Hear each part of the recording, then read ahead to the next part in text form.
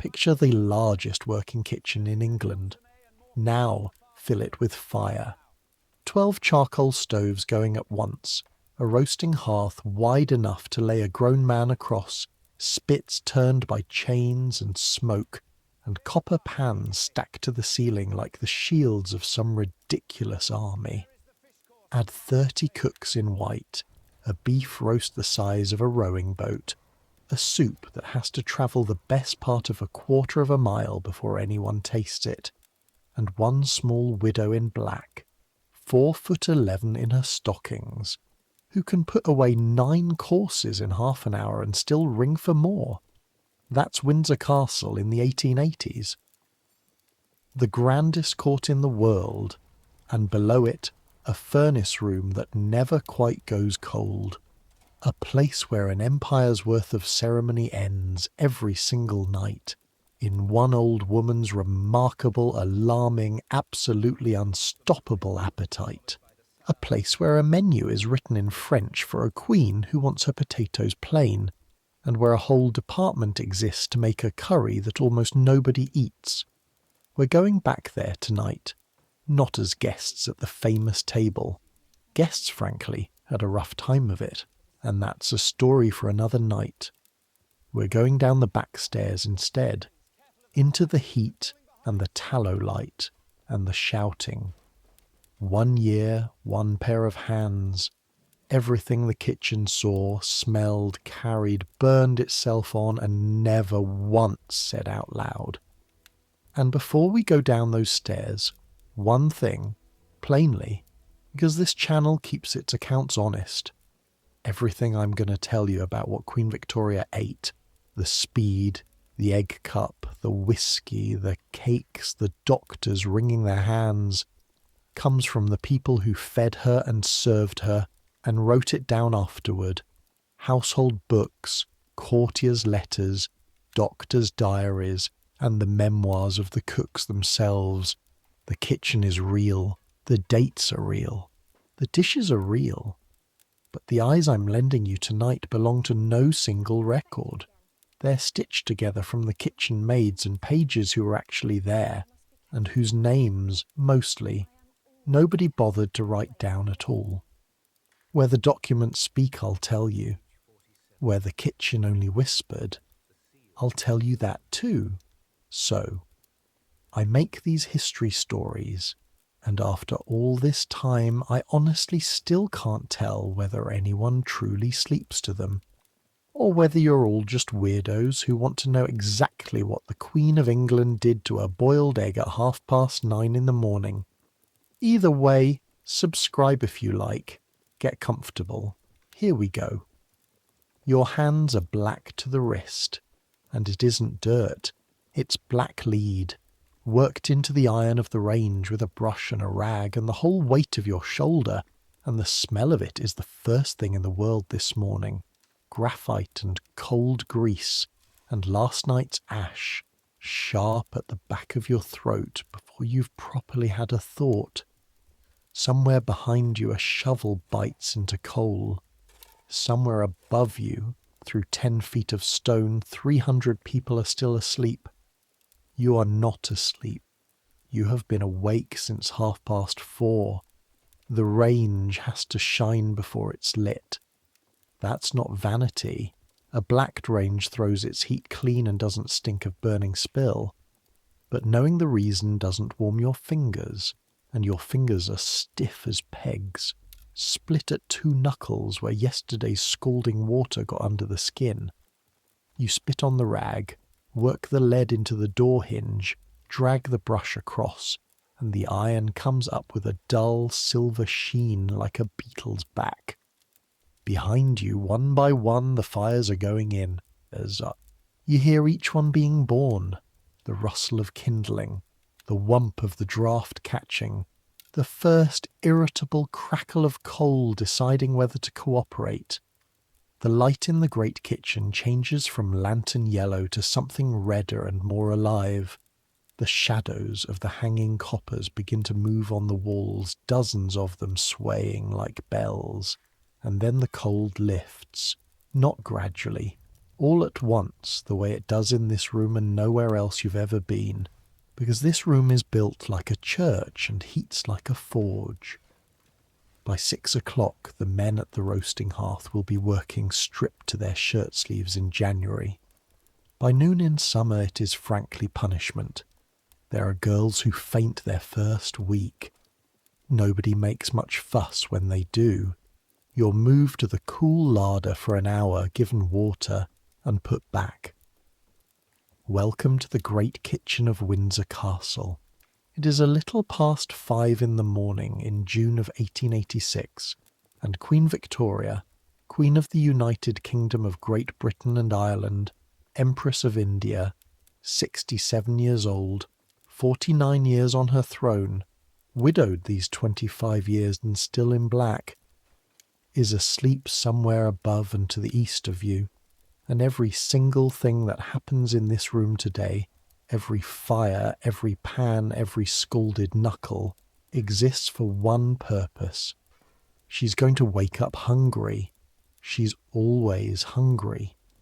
That is the great secret that is not a secret at all. The thing every kitchen servant knows and no drawing room ever says. The Queen loves her food the way other people love their children. The doctors will fight it. The courtiers will marvel at it. The kitchen just feeds it, day after day, meal after meal, like stokers feeding an engine that never ever stops. Your name is Ellen Marsh. You're 17 years old, 4th kitchen maid, which is a real title, written in a real book with 3 girls above you and the scullery below. And you came here 14 months ago from a village in Norfolk where your father carts sugar beet and your mother takes in washing, and the whole family, all 8 of you, could eat for a month on what this kitchen throws to the pig man in a week. You were hired by letter on the recommendation of the rector's wife at £12 a year, all found. All found means fed, housed, capped and aproned. Fed in this place means fed. You have eaten more meat in 14 months than in the 16 years before them, and your mother, when you went home at Michaelmas, held your face in her 2 hands, looked at the flesh on your cheeks and cried. Back home they told you Windsor would be grand. They weren't wrong. They just had no idea what grand costs, or where the bill is paid, or that it's paid down here before dawn in Blacklead and Burns. The bell on the wall says nothing yet. It will. There's a whole row of them, sprung on coiled brass, each wired to a room you will never enter, and when they start their jangling after 9, the day stops being yours entirely. But this hour, this 1 hour of fires catching and floors still wet from the scullery mop, and the first light coming grey through the high lantern windows, this hour belongs to the kitchen alone. You stand up from the range, press your fists into the small of your back the way the older women do, and look down the length of the room. It still catches you, some mornings. It caught you like a blow the first time. The great kitchen is a medieval building. Not medieval looking, medieval. Cooks were roasting whole oxen on this exact spot when kings wore chainmail. The room has been feeding the crown, war and plague and fire and all, for something like 500 years, and parts of its bones are older still. The roof goes up and up into a timber lantern more than 30 feet above the flagstones, built to pull the smoke of a dozen fires out into the Berkshire sky. And at this hour the first daylight comes down through it, in long grey shafts full of coal dust, and the whole place looks less like a kitchen than like a cathedral that happens to smell of onions. Your grandmother's grandmother's grandmother could have stood where you're standing and warmed her hands at the same hearth. That's not a figure of speech. That's just the truth of the room. It's that old, that real, and it is about to be very, very loud, because here they come. You hear the boots in the passage before you see anyone. The undercooks first, then the apprentices with their eyes still half shut, then the roasting men who walk like sailors, rolling from decades of standing braced against heat. White jackets, white aprons folded double against splashes, and every one of them making straight for a station he could find, blindfolded. Within 10 minutes the room has gone from church to engine house. Water thundering into coppers, knives being ranged on cloths with a sound like dealt cards, someone bellowing down the passage to the larder about ducks. Aylesbury ducks, wanted for tonight. Where are they? Why are they not hanging where ducks hang? 30 cooks and more, when the court is at Windsor. On top of them, the kitchen maids, the scullery women, the still room, the confectionery, the pastry, the larders, green larder for vegetables, game larder hung with feather and fur, the bakehouse, the man whose entire employment is ice. Say 50 souls before a single guest is counted, all of it, every hour of it, flowing toward one small table. You have never once seen that table. You know it only the way sailors know a lighthouse, by its effects, by its timetable, by the absolute impossibility of ignoring it. Breakfast at 9:30, luncheon at 2, tea at 5:30, dinner at 8:45, 4 fixed points every day of every year, certain as tides. And one rule above all the rules, the first thing said to you on your first morning, said by a woman you were too frightened to look at, while you stood in a borrowed apron with your cardboard box still under your arm. The Queen does not wait. Not for weather, not for grief, not for burned sauce or a girl's cut thumb or the end of the world. The Queen does not wait. And everything else in your life, your sleep, your meals, your half day a month, the skin on your hands, arranges itself around that sentence like iron filings around a magnet. You picked up your brush and your black lead that first morning, and you learned it. You're learning it still. The woman who said it to you is called Mrs. Mansell, and she's saying something very like it right now to a boy who has brought the wrong flour. Mrs. Mansell is first kitchen maid, which sounds humble and is not. In the map of this kitchen the French chefs are the generals, but Mrs. Mansell is the sergeant major, and any soldier will tell you which one actually runs the war. She's a broad, quick woman of 50-odd, with forearms like a blacksmith's and a face that gives away nothing. And her hands, you have watched them for 14 months. Her hands are the most certain things you've ever seen. She can bone a fowl in the time it takes you to find the knife.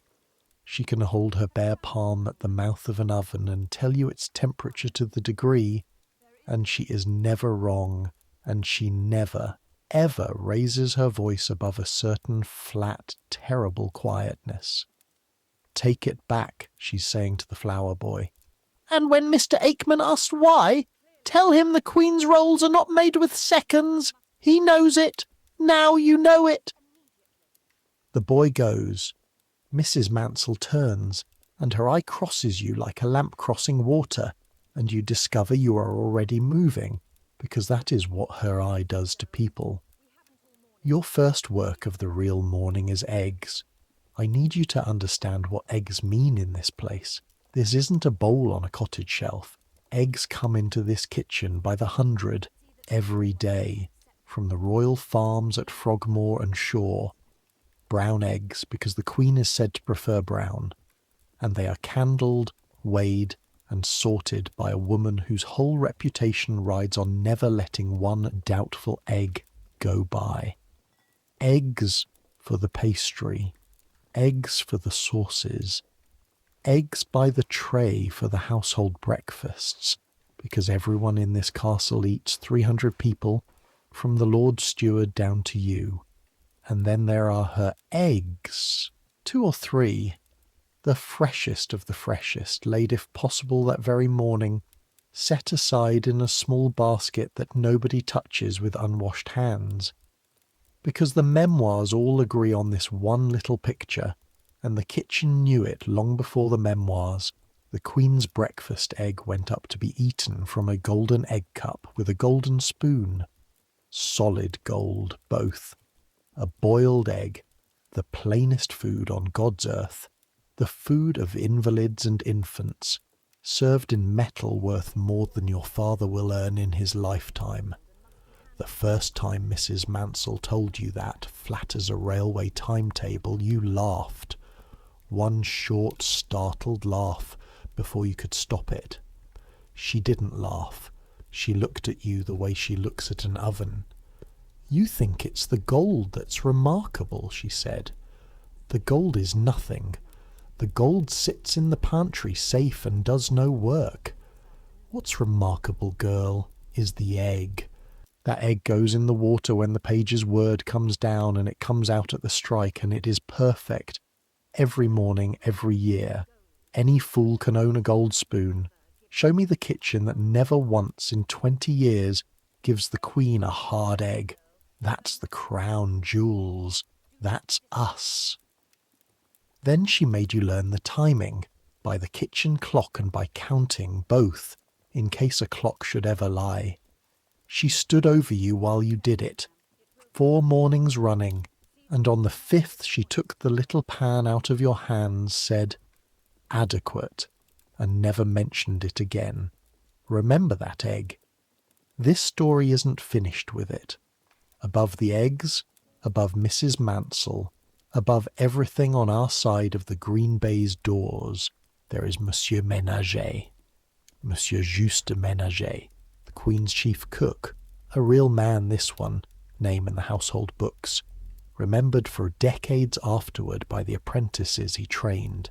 A Frenchman of terrifying calm, who came up through great houses and now commands this entire roaring engine, and whom you have heard shout exactly once, when a sauce for the royal dinner broke at 8:20. He dresses like a gentleman until the whites go on. He tastes with a small spoon he carries the way an officer carries a sword, dips, considers, and delivers verdicts of one word.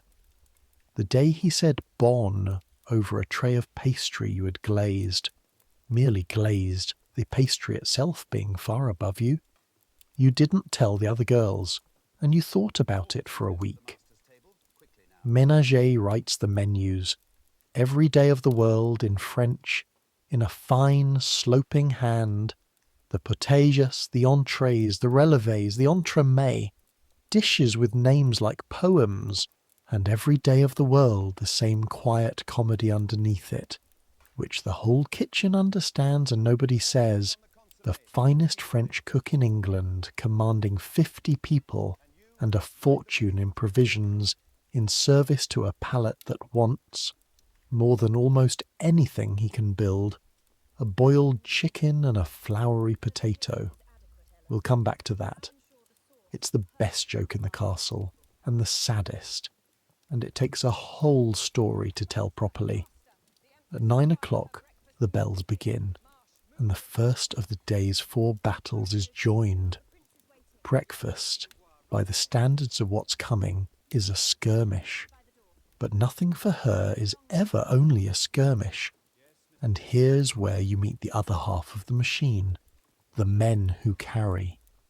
Mr. Ferry comes down the passage at 9 sharp, as he has come for 30 years. He is one of the Queen's pages. Not a boy, mind. A page at this court is a grown man, and Mr. Ferry is 60 if he's a day. A small, neat, silver-headed person in dark livery, with a footballer's calves from a lifetime of corridors and a face like a locked cabinet. The pages and footmen of the back stairs are the only people in this story who see both worlds. They stand at the doors, they carry the trays in, and they carry the trays out. And if you are patient and useful and never once ask a direct question, the trays tell you everything. You are patient. You are useful. In 14 months, Mr. Ferry has come to accept his cup of coffee from your hands at the foot of the stairs, morning after morning, and to say things over it, to no one in particular, in a voice like dust settling. This morning he watches the breakfast go up, and what goes up on any ordinary Windsor morning, the household books and the memoirs will tell you plainly. Her egg in its gold cup, fresh rolls and toast and butter from her own dairy, cold fowl or a cutlet, because bread alone was never yet breakfast for a Hanover. Fruit from her own hothouses when there is fruit to be had, coffee, cream in a quantity that would make a doctor sit down. Light eater our missus, Mr. Ferry says to his coffee, perfectly expressionless. It is the oldest joke on the back stairs, worn smooth as a stair tread, and he makes it the way other men touch wood. And here is the thing you have learned about that joke. It isn't mockery, not from him, not from anyone down here, or not for long. The ones who sneer don't last, because Mrs. Mansell has ears everywhere, and one fixed law.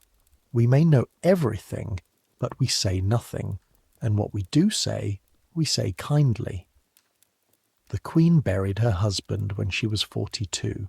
She has eaten some 9,000 dinners since without him across the table. The men upstairs measure her in titles. The kitchen measures her in appetite, and the kitchen's verdict, held steady across decades of gossip and grumbling and scalded hands, is strangely tender. She is a lonely old woman who loves her dinner, and feeding her is the plainest work in the world, and somebody has to love doing it. You do, rather. That's the truth. You'd not say it out loud either. There is one more law of this house you must have before the day gets properly underway, because it decides the shape of everything. You must never be seen. And when I say never be seen, I need you to understand what that means at Windsor in 1886. This isn't a matter of keeping out from underfoot. This is doctrine. The Queen does not care to come upon her housemaids and kitchen people at their work. The corridors have their timetables precisely so that the work is done and the workers gone, like elves, before she passes. And every servant below stairs knows the drill if the impossible happens and the small black figure appears at the end of a passage. You stop. You face the wall. You become furniture, breathing furniture, until the rustle of silk has gone by. Girls have been sent away from royal service, from this castle, within living memory, for being seen too often, not for doing wrong, for being visible. 300 people, and the whole art of the house is that she should walk through it and see almost none of them, ever, at all. You have been at Windsor 14 months. You have laid fires whose warmth she sat in, shelled peas she ate that same evening, scrubbed the very pan her chicken was boiled in, and you have seen Queen Victoria with your own eyes, not once, not yet. The bells ring on, the breakfast trays come down, and the plates, Mr. Ferry sets them on the slab, and the plates are clean. Not polite clean, bread wiped clean, the plates of a person who was hungry and is not ashamed of it. Mrs. Mansell glances over them the way a gunner watches his shot fall, nods once and turns back to the room. Luncheon, she says to 50 people at once, and the engine changes gear. Now, before luncheon swallows us, come and stand for a moment at the north door, because there is a piece of geography you must carry in your body for the rest of this story, the way you carry it in yours every day of your service.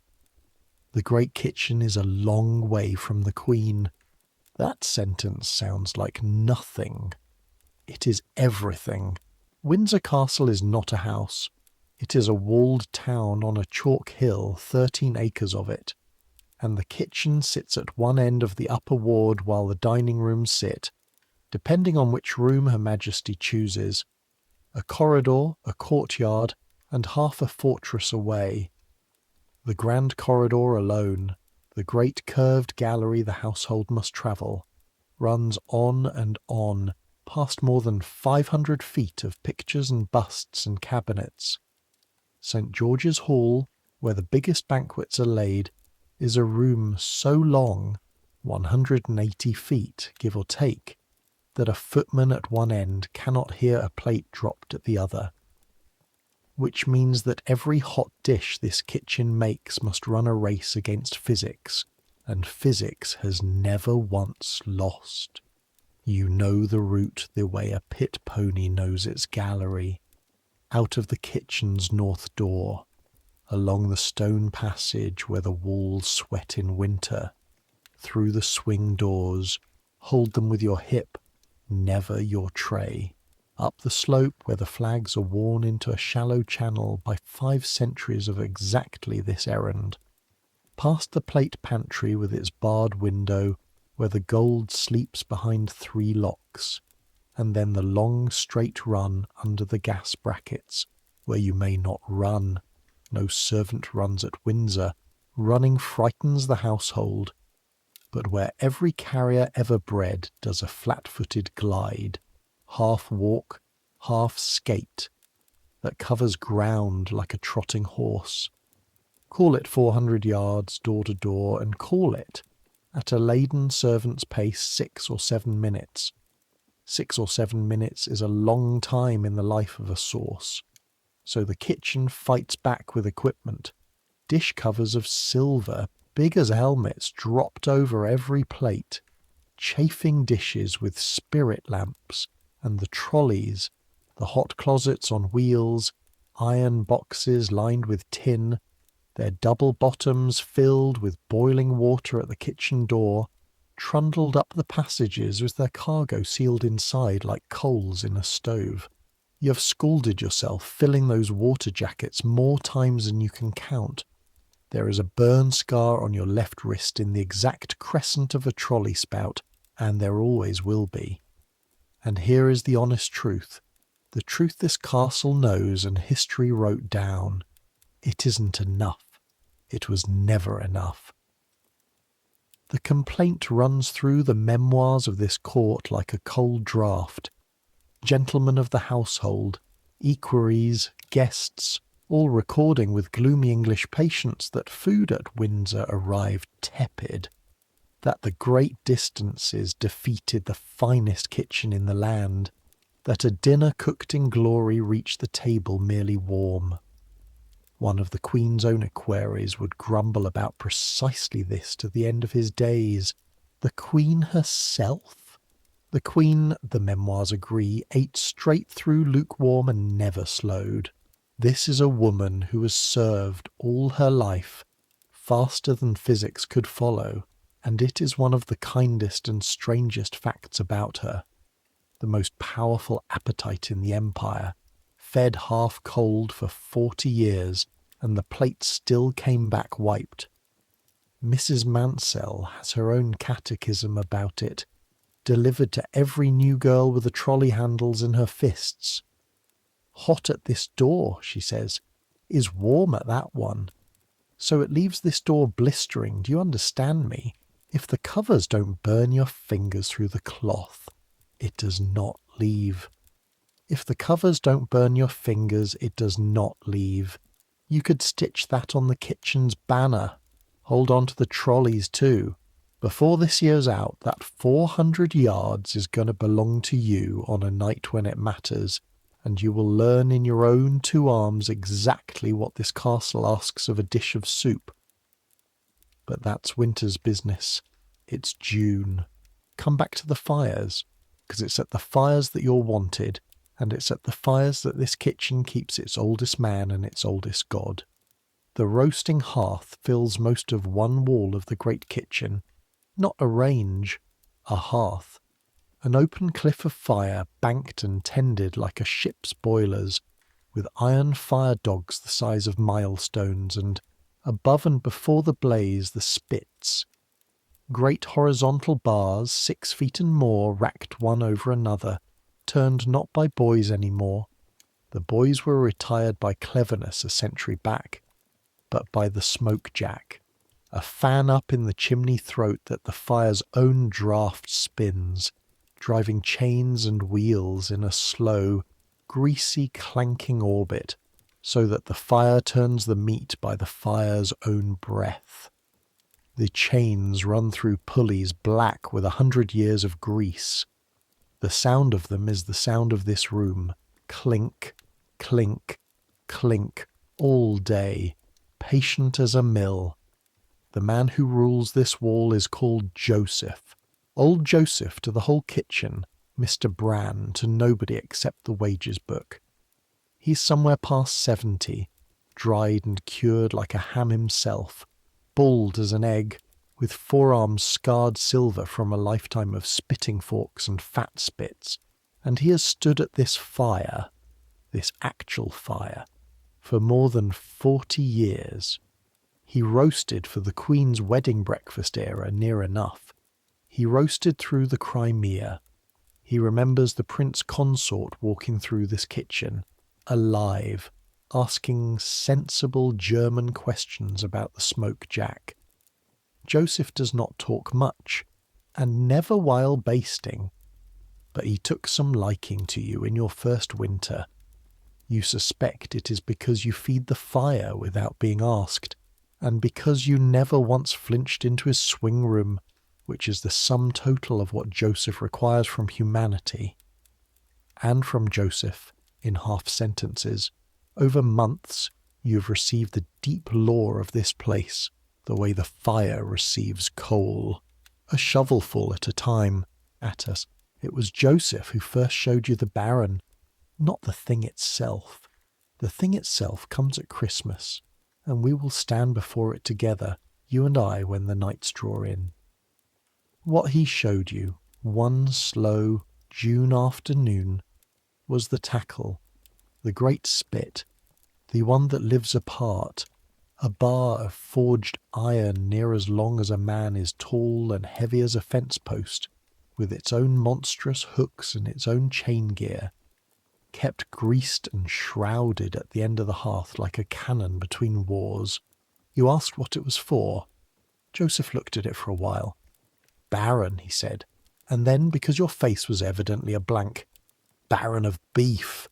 2 sirloins, girl, undivided, off one beast, roasted as one joint, back of a bullock, whole.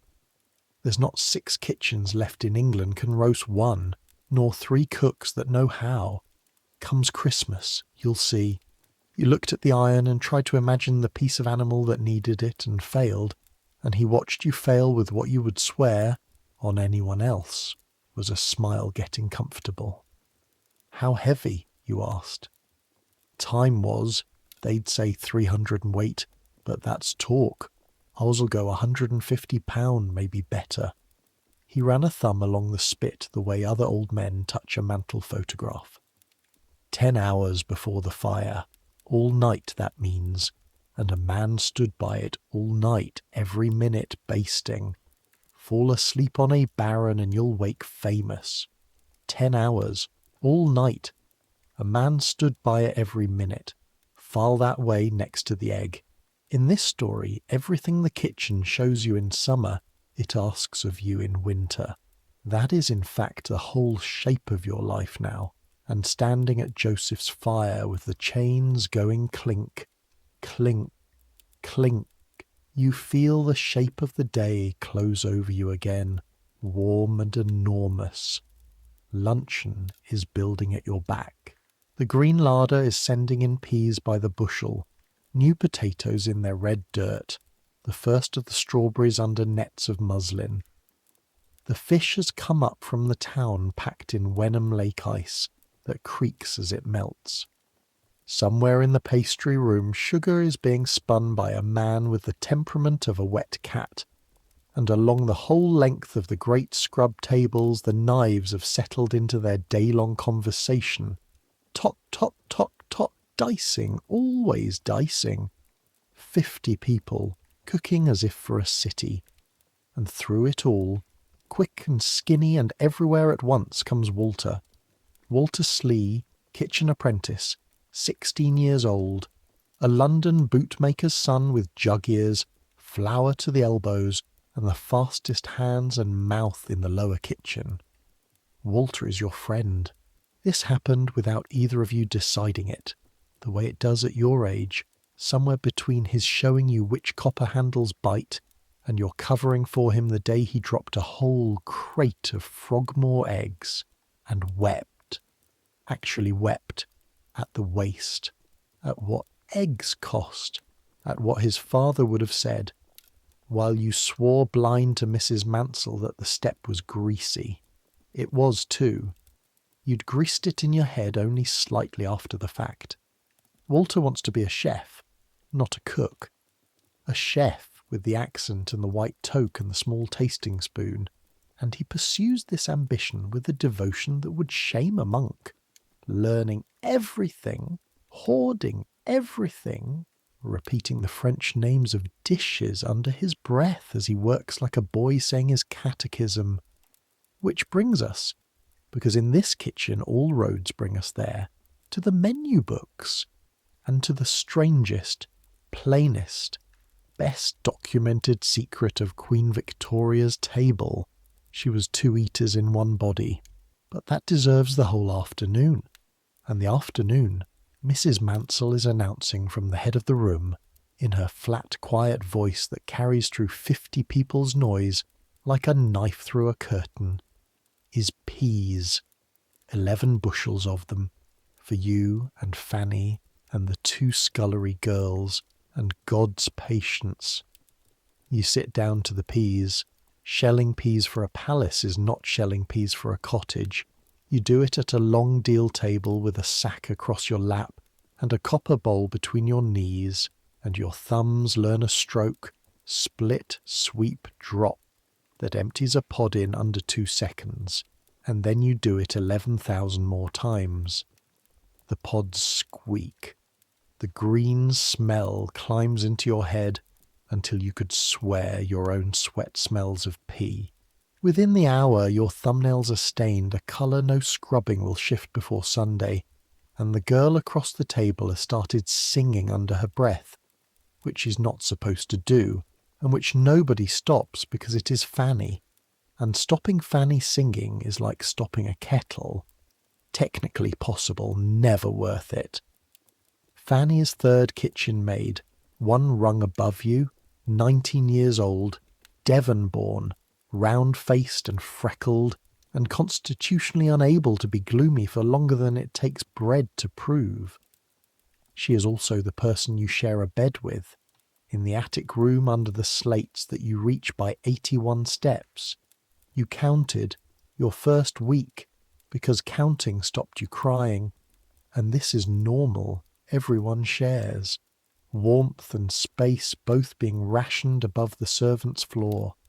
Fanny talks in her sleep, mostly about a groom from the royal mews called Davy, which is a secret the entire lower household has kept for her so carefully that even the hall porter asks after him with a straight face. It was Fanny who taught you the arithmetic of survival here, your first month, over peas exactly like these. £12 a year sounds like nothing, she said, and it is nothing till you reckon it right. No rent, no food, no candles, your cap and print gowns found, so it's £12 clear, and then there's the dripping. The dripping. Nobody tells you about the dripping until you're inside the walls. A kitchen this size roasts on this scale, and the fat that falls from all that meat is money. Good clean dripping sells to the shops and the cookhouses at 4p and 5p the pound, and by custom older than anyone living. The drippings and certain leavings are the perquisite of the kitchen staff, divided by rank, entered in a book, turned into coin. It is, Fanny says cheerfully, the nearest thing to a miracle the Church of England permits. There are months when the dripping money is half your wage again. Yours goes home to Norfolk by postal order, bought at the town post office on your half-day, and the buying of it, the clerk's stamp coming down, thump on money you made, is the proudest 60 seconds of your month. That's what her appetite is worth from underneath. Reckon it however you like. The household books of this reign run to swollen 5-figure sums for provisions every year. A torrent of beef and cream and fowls past all sense. The waste scandalised reformers for decades, and at the very bottom of that torrent, a carter's daughter mails 4pences to Norfolk skimmed off the fat of it. The empire is strange all the way down. And over and above the dripping, Fanny said then, lowering her voice into the pea-bowl, there's what you'll learn. Watch the menus, my girl. You can't rise if you can't read a menu. So, the menus, Walter's Catechism, Her Majesty's 2 appetites, split, sweep, drop, keep shelling and listen. Every day, upstairs, a menu of the Queen's table is made out in French, in that fine sloping hand, and a fair copy in its frame goes wherever the Queen dines. Potage, poisson, entrée, relevé, rôti, entremets, on and on, a poem of a dinner 9 and 10 courses deep. The bill of fare of the most refined table in Europe. That document is real. Specimens of it survive by the drawful. And every day the same kitchen that executes those French poems also makes, for the same small woman, the other food. The nursery food. Because the second thing the records agree on, cooks, courtiers, her own household, is that Victoria's private, actual, beloved eating ran plain as a whitewashed wall. Boiled chicken, roast beef and mutton, brown and honest, and potatoes above all, the greatest and most reliable love of that royal table. Done, the kitchen's memory insists, in every way a potato has ever been done. Boiled, mashed, roasted, fried, dressed, dauphine and plain, a different manner day after day, because the one thing worse than no potato was the same potato. Somewhere in the files of this kitchen's tradition sits the plain truth. Walter says out loud, only when ménager is far away. You could take away half the French list, and she would not much mourn, but God defend the man responsible if the potatoes failed. 2 eaters in one body, a queen dining in French, and inside her, entirely unashamed, a Hanover child in a starched pinafore holding out her plate. The famous soup is part of the same legend, the brown soup that carries this castle's own name. Brown Windsor, the world calls it now, and the world will tell you she loved it. Here the Channel owes you honesty. That one is kitchen folklore more than ledger fact. The menus of the reign brim with brown soups and mock turtle and clear gravy soups beyond counting. The christening of Brown Windsor, as her particular passion, is a story that grew in the telling, and I will not sell you a story as a document. What the documents do swear to is simpler and better. She began with soup, she ended with sweets, and she left precious little standing in between. Walter recites the French list the way other boys recite cricketers, and Walter, this is the part that matters to you. Walter can read it. You cannot. You read English print well enough. Your mother saw to that. But the menu hand is French in a copperplate slant, and the first time you held one of the kitchen copies you might as well have held a page of Persian. Right then, Walter said that first time, wiping his hands and taking the card like a curate taking the lesson. It's not reading, Elle. It's spotting. You'll never speak it, no more will I. You learn the shapes. Potage. That shape there, that's soup, that's always first. Poulet, chicken, see the pea and the tail on it. Bœuf is beef. Pommes is potatoes. No, not apples. Don't argue. It's potatoes when it says de terre, apples of the earth, the French being poetical about spuds.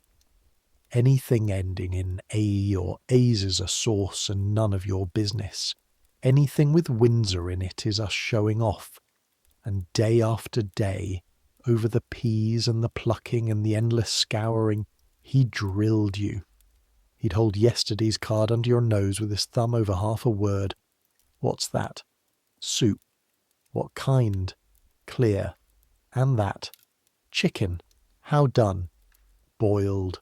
Boiled again, El. Third time this week I told you she'd eat it till doomsday. You learned the shapes.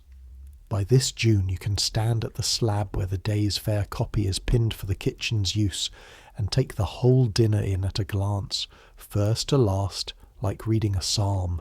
It is the single most gentlewomanly skill you possess, and you possess it because a bootmaker's son with jug ears decided you should rise. Remember that too. There will come the night, the biggest this kitchen ever cooked, when reading those shapes fast in heat and din, with the minutes falling like plates, will be exactly the coin this house requires of you. Mid-afternoon, Mr. Ferry comes down for his tea and settles on his particular stool by the pastry door with the sigh of a man uncorking his feet, and delivers, to no one, today's dispatches from the far country. Luncheon, he reports, went well. Went, in fact, entirely. The cold beef, the chicken, the tart, the cream, the trays came back in the state the kitchen calls swept. Her Majesty took her luncheon with good appetite. Mr. Ferry has said this sentence he estimates 9,000 times, and means to say it a few thousand more before his knees retire him. And fast, he adds today to his tea, because it is warm and June and he is expansive. You girls have never seen it, so you don't know. I'll tell you what the gentlemen up there write in their diaries after, because I've watched their faces while they learn it. The Queen, God save her, is the fastest knife and fork in the 3 kingdoms. Always was. Course comes in, and she's... He makes a small, decorous, devastating gesture like a conjurer vanishing a coin. Done. Done while a bishop's still arranging his napkin. Half an hour, a full dinner, soup to ices. I've stood at that door and timed it against the corridor clock more nights than I've had hot suppers. He sips. Their whole tea table has gone quiet, shelling slower so as to hear. And what happens to the bishops, says Fanny, who knows perfectly well, because everyone below stairs knows, when she's done and they're not. That, says Mr. Ferry with the face of a locked cabinet, is the dining room's sorrow, and I don't carry tales out of the dining room. Which is the backstairs way of saying that when the Queen's plate went, custom took every other plate with it, hungry or not, and that is every syllable that shall ever be said on the matter down here, where the sorrows are our own. Down here the sorrow is different. Down here her speed means this: there is no slack. A slow eater forgives a kitchen. A course that lags can catch up while the table dawdles. Not at this court. 9 courses at that pace means the next dish must be turned out, sauced, covered and gone before the last one's fork is down, which means the whole 400-yard machine, fires, plates, trolleys, gliding men, runs like a mail service under a station master who brooks no late trains. Ever. The Queen does not wait. You could hate it if it weren't, in its way, magnificent. Fastest fork in the kingdom, murmurs Walter, awed over the peas, and they say she wins. Wins what, you ask? Everything, says Walter, every night. Nobody's ever beaten her to the bottom of a plate yet, and gentlemen have trained for it. Split, sweep, drop. The bells ring. The strawberries go up at 5 with cream from her own jerseys, and sponge cakes, and the trays come back swept, and at 8:45 the French poem goes off down the corridor under silver helmets, blistering, and comes back at 20 past, 35 minutes, 10 courses, swept. And at 11, when the last copper is hung and your arms are led and the attic's 81 steps have been climbed, Fanny is asleep in half a minute, and you lie listening to the castle tick and cool, and you think, the way you find yourself thinking most nights now, of the one person in all this stone who has eaten today more devotedly than anybody, and whom you have never seen, somewhere below you, banked for the night. Her fires are breathing. Tomorrow they'll want feeding by 4:30, so will she. July comes in hot, and with July comes the season of the thing this kitchen does more beautifully than any kitchen on earth, and which will one day have her name on it in every cookery book in the language. Tea. You must not imagine a pot and a plate. Afternoon tea at this court is a service, formal as evensong, and it revolves. Everyone from the chef to the scullery knows it. Around the truest and most constant of all Her Majesty's loves. The Queen has a sweet tooth the way the Thames has water.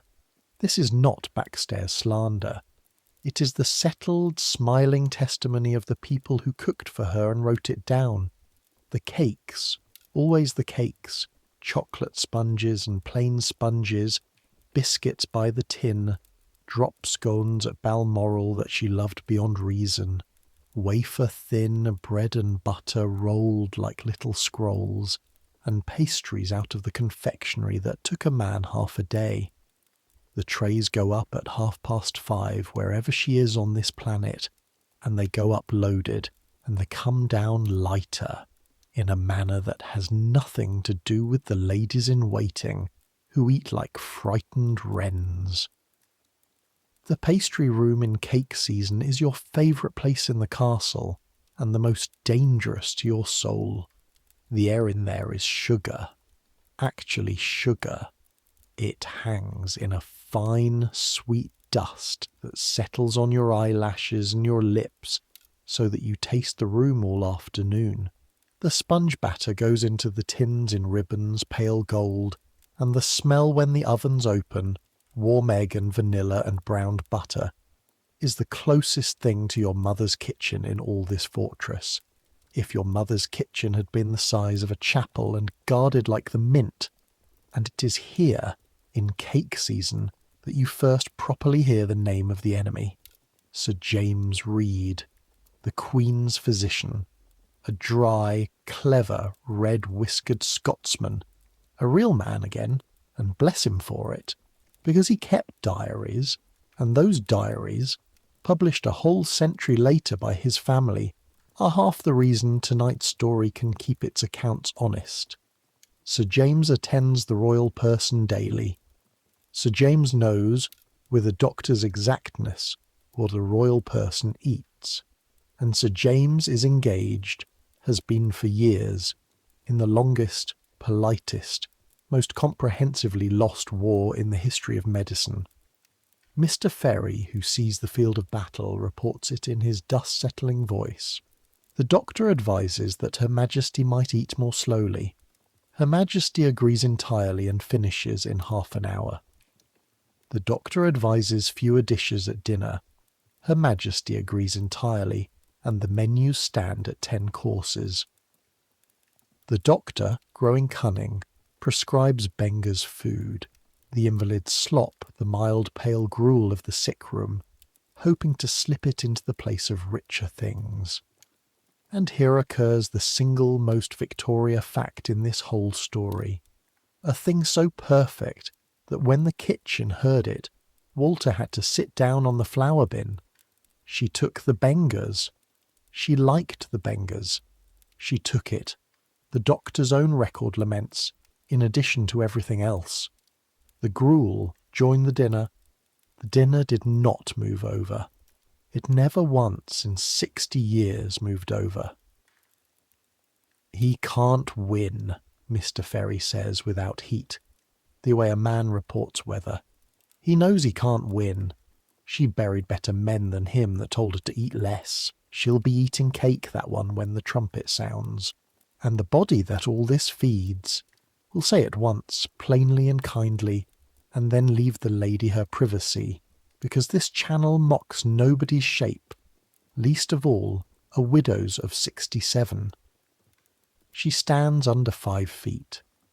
The appetite you have spent this whole day serving has, over decades, done what such an appetite does. The dressmaker's measurements survive her, in museum drawers now, and the curators who have laid the tape along those black silk bodices report a waist near enough 50 inches, and her own daughters despaired, and her doctors sighed, and the excellent Sir James wrote his dry Scottish sentences. And she went on, sovereign of the matter as of everything else, to tea. There is something in it. Whisper the kitchens down all the years. Something not disgusting at all, whatever the world likes to call it, but formidable. A person to whom the whole earth said no less, please, and who said more, and rang the bell. The kitchen's loyalty in this war is total and unexamined. You are her army. Sir James is a decent gentleman in the other side.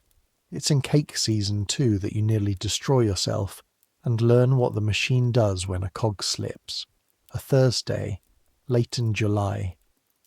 The confectionery has sent through a chocolate sponge for the royal tea. Hers, the one that goes up whole and comes back gapped. And it falls to you, because the second kitchen maid is laid up, and Fanny is plucking to carry it on its silver to the page's slab by 5:30. Not 400 yards, this errand, 100 and some, an easy glide. You have done it 40 times. At 5:20, at the swing doors, the world's most ordinary catastrophe. A housemaid coming through fast the other way, a bucket, the door's edge, your elbow. You save the cake. You save it with a lunge that will live in your shoulder for a week. Silver salver tipping like a capsizing boat, and writing, sponge sliding to the very rim and stopping. Nothing touches the floor, but the moulded cream rosette on the crown of it is against the salver's edge, smashed flat on one side, and it is 23 minutes past 5, and the Queen does not wait. You do not remember deciding. You remember your feet taking you, cake and all, not onward to the slab but back, at the flat-footed glide of your life, to the pastry room. You remember shouldering in on the confectioner mid-pipe, the man with the temperament of a wet cat, whom apprentices fear the way sailors fear reefs, and setting the wreck before him and saying in a voice you didn't own, "Broke it. My fault. 2 minutes." One heartbeat, where your whole service flashed before your eyes. Then he looked at the cake, not at you. That's the thing you'll keep forever. He looked at the work, said something short in French that was certainly a sin, took up the bag, and repiped the crown in 40 seconds flat. His hands moving the way water moves. New rosette. A dusting thrown over the seam. Done, gone up the corridor on the slab at 29.5 minutes past 5. The trays came down at 6:30, swept. You were sick afterward, quietly, into the scullery drain, from the fright. And it was Mrs. Mansell, who missed nothing, who has never once missed anything, who found you there, and stood over you while you shook, and said the thing you will still be quoting when you are her age. "Good," she said. You stared. You broke it and you owned it, and you took it to the one man who could mend it, and Her Majesty's tea went up on the strike. That's the whole of service, girl. Everything else I could teach you is garnish. A pause at the door. Don't do it again. You've earned your bed that night. 81 steps, and every one of them yours. August, and the castle begins to pack. You knew the court moved. Everyone knows the court moves. Windsor, London, Osborne, Balmoral, round and round the calendar like a great slow clock. What nobody in Norfolk could have told you is what moving means when the household is 300 strong and the traveller is the most fed woman in Europe. The kitchen goes too. Not the walls. The walls stay, but the working heart of it. Hampers of copper, crates of stores, the menu books, the tea baskets, the confectioner's private boxes that no railway porter may touch, and cooks and maids and pages by the van-load, all bound for the Isle of Wight, where the Queen keeps her summer house and her dead husband's roses. Osborne, you're on the list. Fanny's on the list. Walter is on the list, insufferably, because Ménager has begun to rest an eye on Walter. Old Joseph is not on the list. Joseph and the great hearth stay at Windsor like the round tower, and something in you is obscurely sorry going that the fire will burn all summer without you. The journey is the finest day of your year, the special train from Windsor. Servants packed in with the hampers, Gosport and the sea. The sea, which you Norfolk-born have somehow never seen, and which makes you cry exactly one unexplained tear while Fanny pretends to look at gulls. And then the crossing of the Solent in the royal tender with the kitchen's crates lashed under tarpaulins, salt on your lips, the island rising green ahead. Her Majesty crosses on her own yacht, the Alberta, black and gold and low in the water. You watch it from the rail, a quarter-mile off. She is aboard it. You still have never seen her. Osborne House is another world and a smaller one. An Italian palace over a blue bay, terraces and magnolias, and a kitchen, a good kitchen, a fine kitchen, that after the great kitchen feels like playing at cooking in a doll's house. The heat is less, the distances are less, the menus are exactly, precisely, unalterably the same. Potage, poulet, pommes. The island changes everything about the day except the only thing that governs it. And it is at Osborne on the fourth morning, in the dew of the kitchen garden with a trug of scarlet runner beans on your hip, that it finally happens. You come round the yew hedge, and there is a green fringed tent on the lawn, a great parasol pavilion, its fringe swaying, and under it a breakfast table laid with silver, and at the table, in black, with a white widow's cap and an Indian shawl and a page behind her chair, eating an egg from a gold cup with a gold spoon, is a small old woman. You stop as if shot. You face, not the wall, there is no wall. You face the hedge, trug and all, heart going like a snared bird, exactly as trained. But training says nothing about eyes, and yours, in the half-second before the hedge, took their photograph, and it develops in you all morning and for the rest of your life. The picture is this: an old lady at breakfast in a garden, round and small and entirely absorbed, tapping her egg with the neat decision of a thrush at a snail, the morning sun coming green through the fringe, two dogs hopeful at her feet, the sea beyond, the most powerful person on earth, a grandmother in a garden spooning her egg, with the whole vast morning arranged around her plate like courtiers.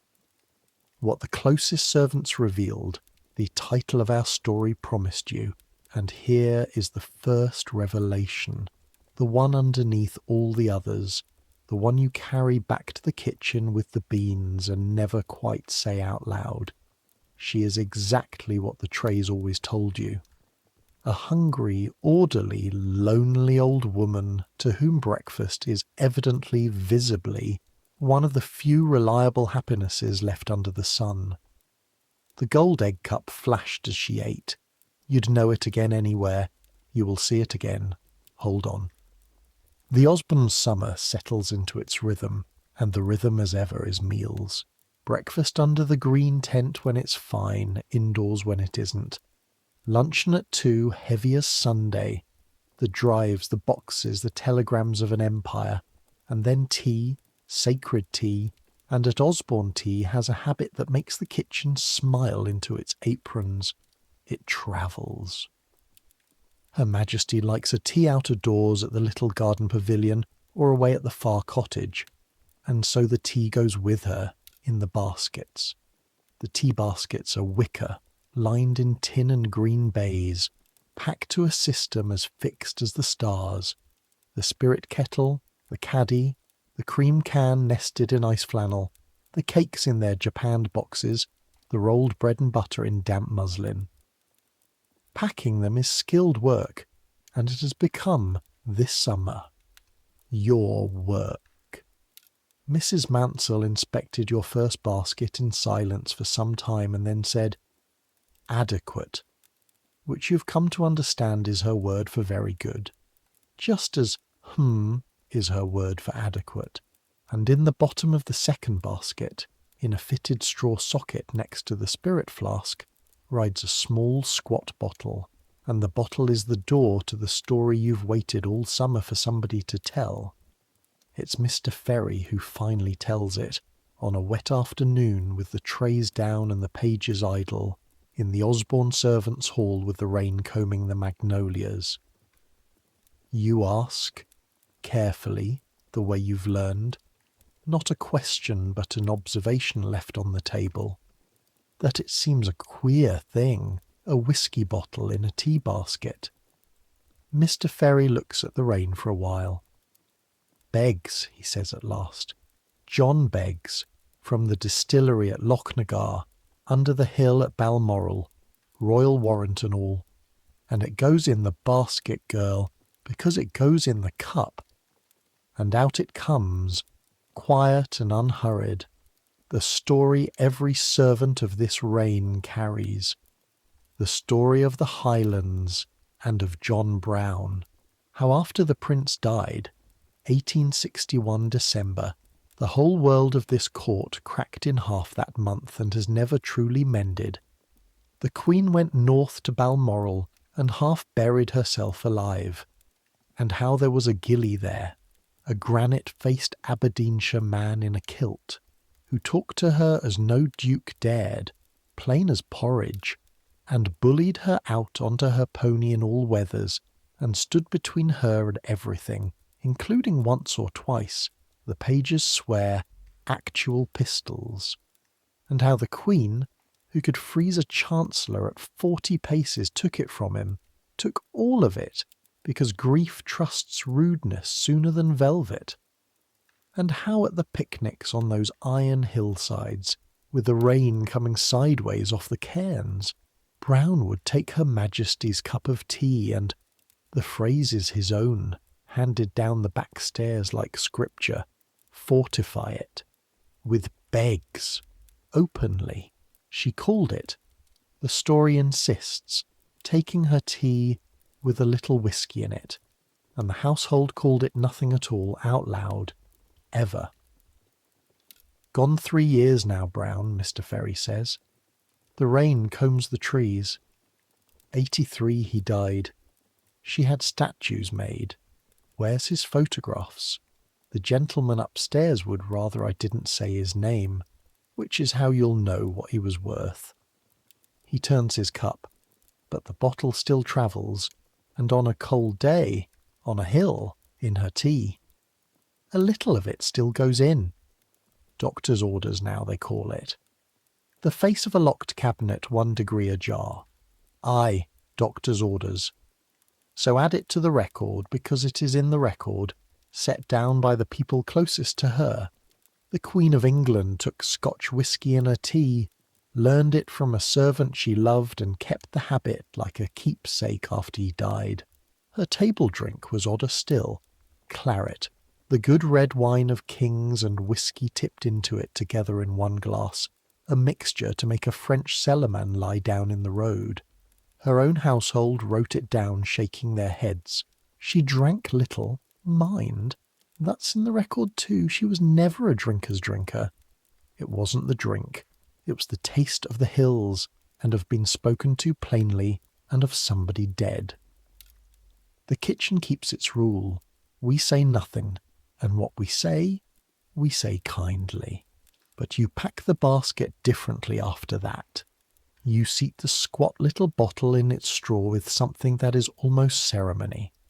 It is the only dish you will ever prepare for her that is made of grief. Remember the bottle. Before this story lets you sleep, you'll pour from it. September, and the court flits north to Balmoral itself, to the actual hills of the actual story, and this time you're not on the list. Balmoral runs a smaller kitchen, Highland staffed. And so you go back with the Windsor detachment across the water and up the line, and the castle takes you in again with its smell of cold stone and blacklead, and Joseph looks up from his fire as if you'd stepped out an hour ago and says, "Peas done then?" which is, from Joseph, a fatted calf.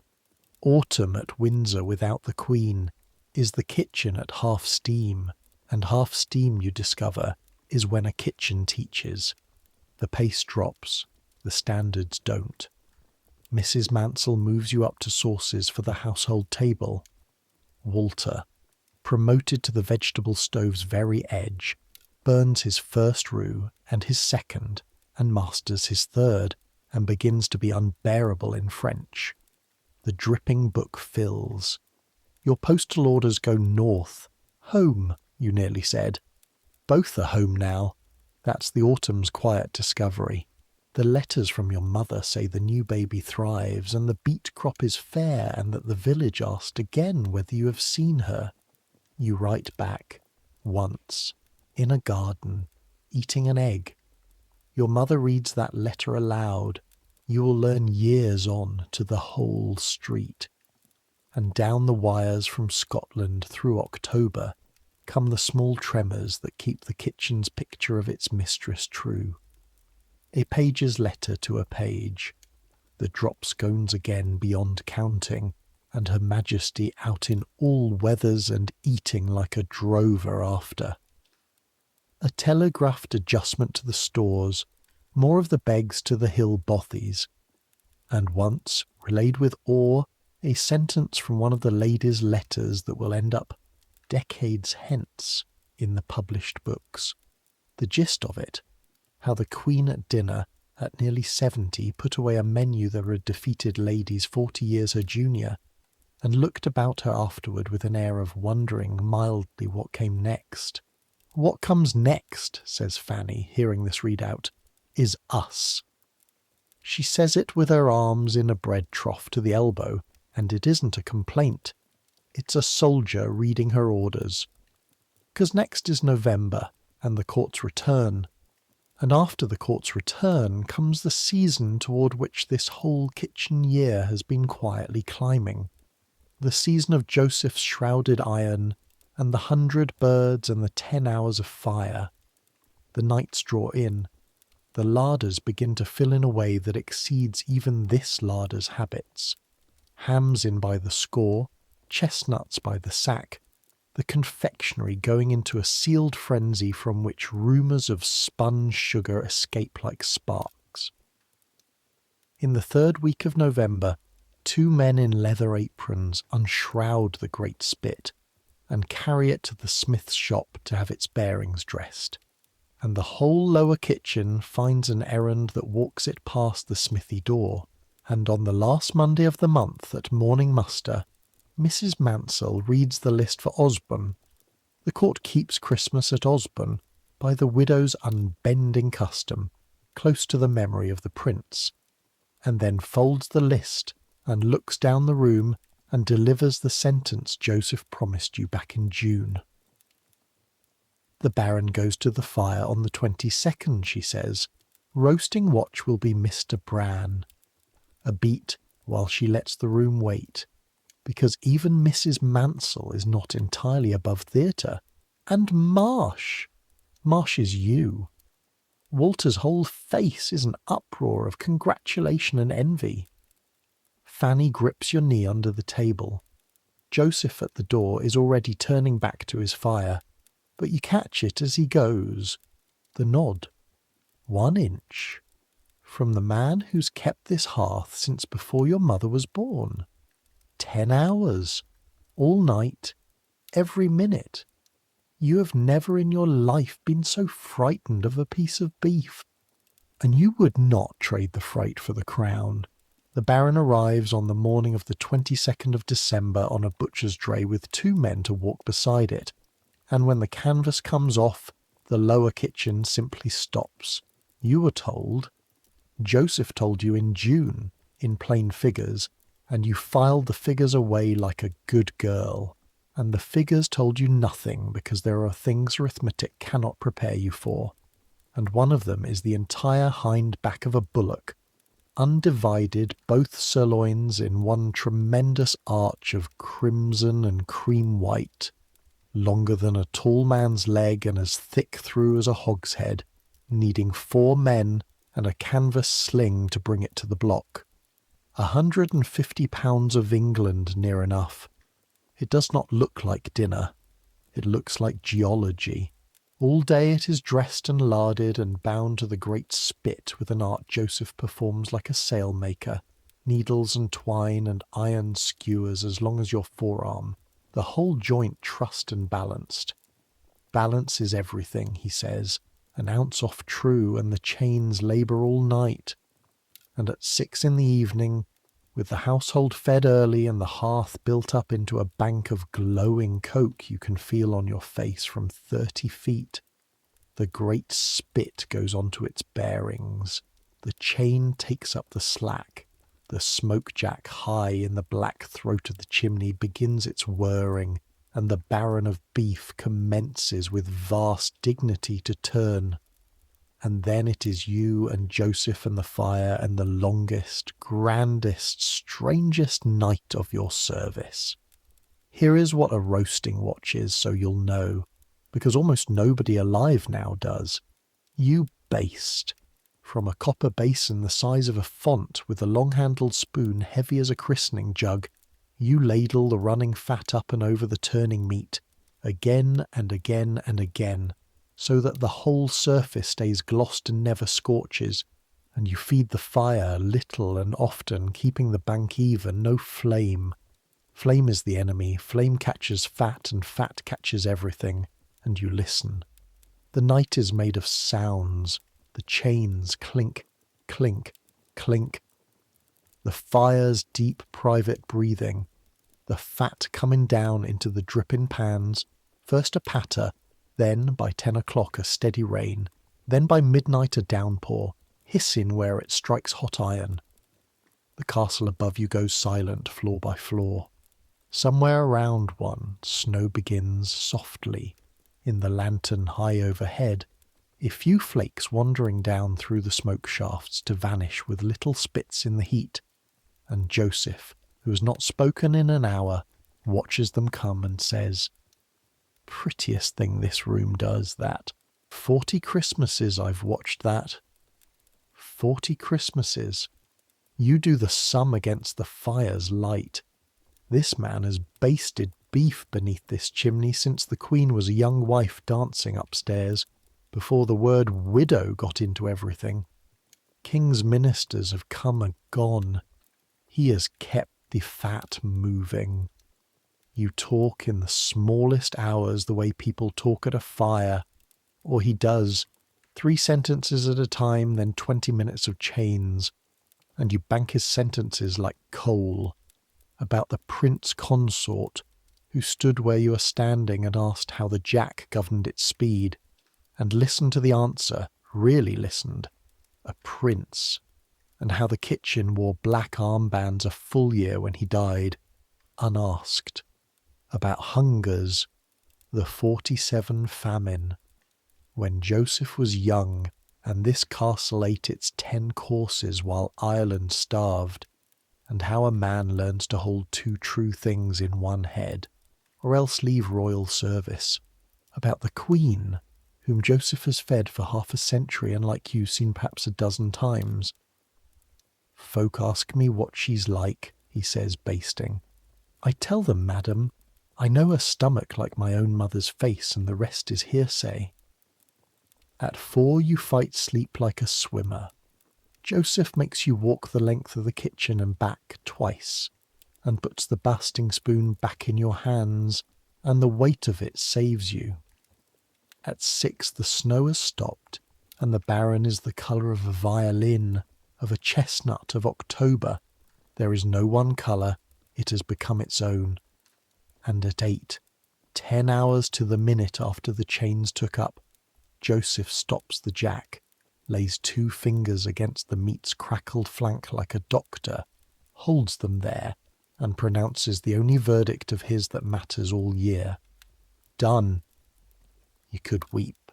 You are 17, black to the elbows, deaf with tiredness, shining with fat and snowlight, and you have helped roast the king of beef for the Queen of England, and no morning of your life has ever tasted like this cold bright one. Fanny, arriving to the day shift, takes one look at you and laughs till she has to sit on the flour bin. The Baron does not stay. That is the beautiful madness of it, the fact the old apprentice books recorded with a straight face. The court is at Osborne, so the mountain must go to the widow. Cooled, wrapped in cloths, cased in white wood, the Baron travels, by van, by train, by steamer across a grey winter Solent, with an escort from the kitchen, and this year the escort is Joseph by right. And because Joseph says the word marsh to Mrs. Mansell in a tone nobody argues with, you, and with you, in the van, travels the rest of the Christmas sideboard, each piece in its crate like instruments of an orchestra. The boar's head, glazed and tusked and bay-crowned, a thing half dish and half heraldry, the brawn and the game pies, and the woodcock pie. And the woodcock pie deserves its own sentence, because the kitchen's memory keeps it with awe. It comes over every year from Ireland, a gift of tradition, a single monstrous raised pie, in which are packed. The figure is the one the old cooks themselves gave. 100 woodcock, boned, seasoned, laid breast to breast under a pastry lid like a church roof. 100 birds, 1 pie. You rode to the island with your boots braced against its crate. Christmas at Osborne from the kitchen door is a thing you'll tell in Norfolk for the rest of your life. The sideboard in the dining room dressed like an altar. You see it for 11 seconds, delivering silver before the rooms fill. With the Baron cold in glory at its centre, the boar's head, the great pie, the whole German forest of it. For the court keeps a German Christmas. Trees on the tables, gifts on white draped trestles, in honour of a dead man who made this festival English. And through the swing door, faint that evening, carols in German, and the smell of fir and beeswax and roast, and the small voice you have never yet properly heard, saying something, and laughter around it. She eats, that Christmas of 1886, in a way that even this kitchen logs with respect. The trays talk, turkey and the chine, the Baron carved to her plate. Twice murmurs Mr. Ferry in his dust-settling way, and the second helping not smaller than the first. Plum pudding, blazing, mince pies, and at the last her particular love among all the winter sweets, a chocolate sponge of which the record of her table will one day note, in the driest kitchen French, that Her Majesty's fondness never wavered in decades. She is 67. She has buried her husband, 3 of her 9 children, her Brown, half her ministers, and every appetite of her age but this one. Grief goes to the stomach, Joseph says when the plates come down. He says it to the fire, not to you. One way or t'other. I've cooked for both kinds. Hers is the kind that eats. You'll not persuade me there's a worse kind. It is the closest anyone in this story will ever come to explaining her, and an old roasting cook said it, and I have never found a better sentence in any of the books. On New Year's Eve the kitchen drinks the Queen's health in the servants' hall. small beer and 1 thimble of the begs apiece by custom, and Fanny sings, and Walter attempts French compliments upon Mrs. Mansell, who receives them as a lighthouse receives weather, and at midnight the year turns over, and somewhere above you the widow of Windsor sits by her fire with her diary, as she has sat for 25 new years, writing her neat entries about the year God has sent. The year, now beginning, is 1887. In June she will have reigned 50 years. And already, down the wires, up the corridors, into the kitchen like a change of pressure before weather, the word is arriving that will own every fire and pan and pair of hands in this story from now on. The 50th year is to be marked as no year has been marked in living memory. Kings are to come, kings by the dozen, emperors' sons, princes from India, half the crowned blood of the earth, all of it flowing to London to her table. Jubilee. The kitchen hears the word and the kitchen understands what it means, because the kitchen always translates everything into the only language it speaks. The greatest dinner ever cooked in England, and you, Ellen Marsh, 4th kitchen maid, hands still faintly shining with the Baron's fat, are going to help cook it. But that's June's mountain. First comes the long climb of the winter and spring, and one bitter night in March when the machine slips a cog, and the cog is you, and 400 yards of corridor teach you what you're made of. The court comes back to Windsor in the raw end of winter, and the castle fills again like a lung, and the kitchen goes back onto war rations of sleep. But it is a different kitchen now, subtly, and everyone feels it. Jubilee has entered the walls. Ménager is closeted for hours with the master of the household's people, over lists that come back crossed and recrossed. The plate pantry begins, discreetly, an inventory of the gold, the whole service, the great gilt dessert stands, the candelabra like young trees, that has not been mustered entire since anyone can remember. Extra hands are spoken of. Extra everything is spoken of. Mrs. Mansell begins conducting what can only be called drills, cold order nights, when she calls a full state menu out of the air at 4 o'clock, and the kitchen must prove it could, if it had to, produce the thing by 9. The kitchen always can.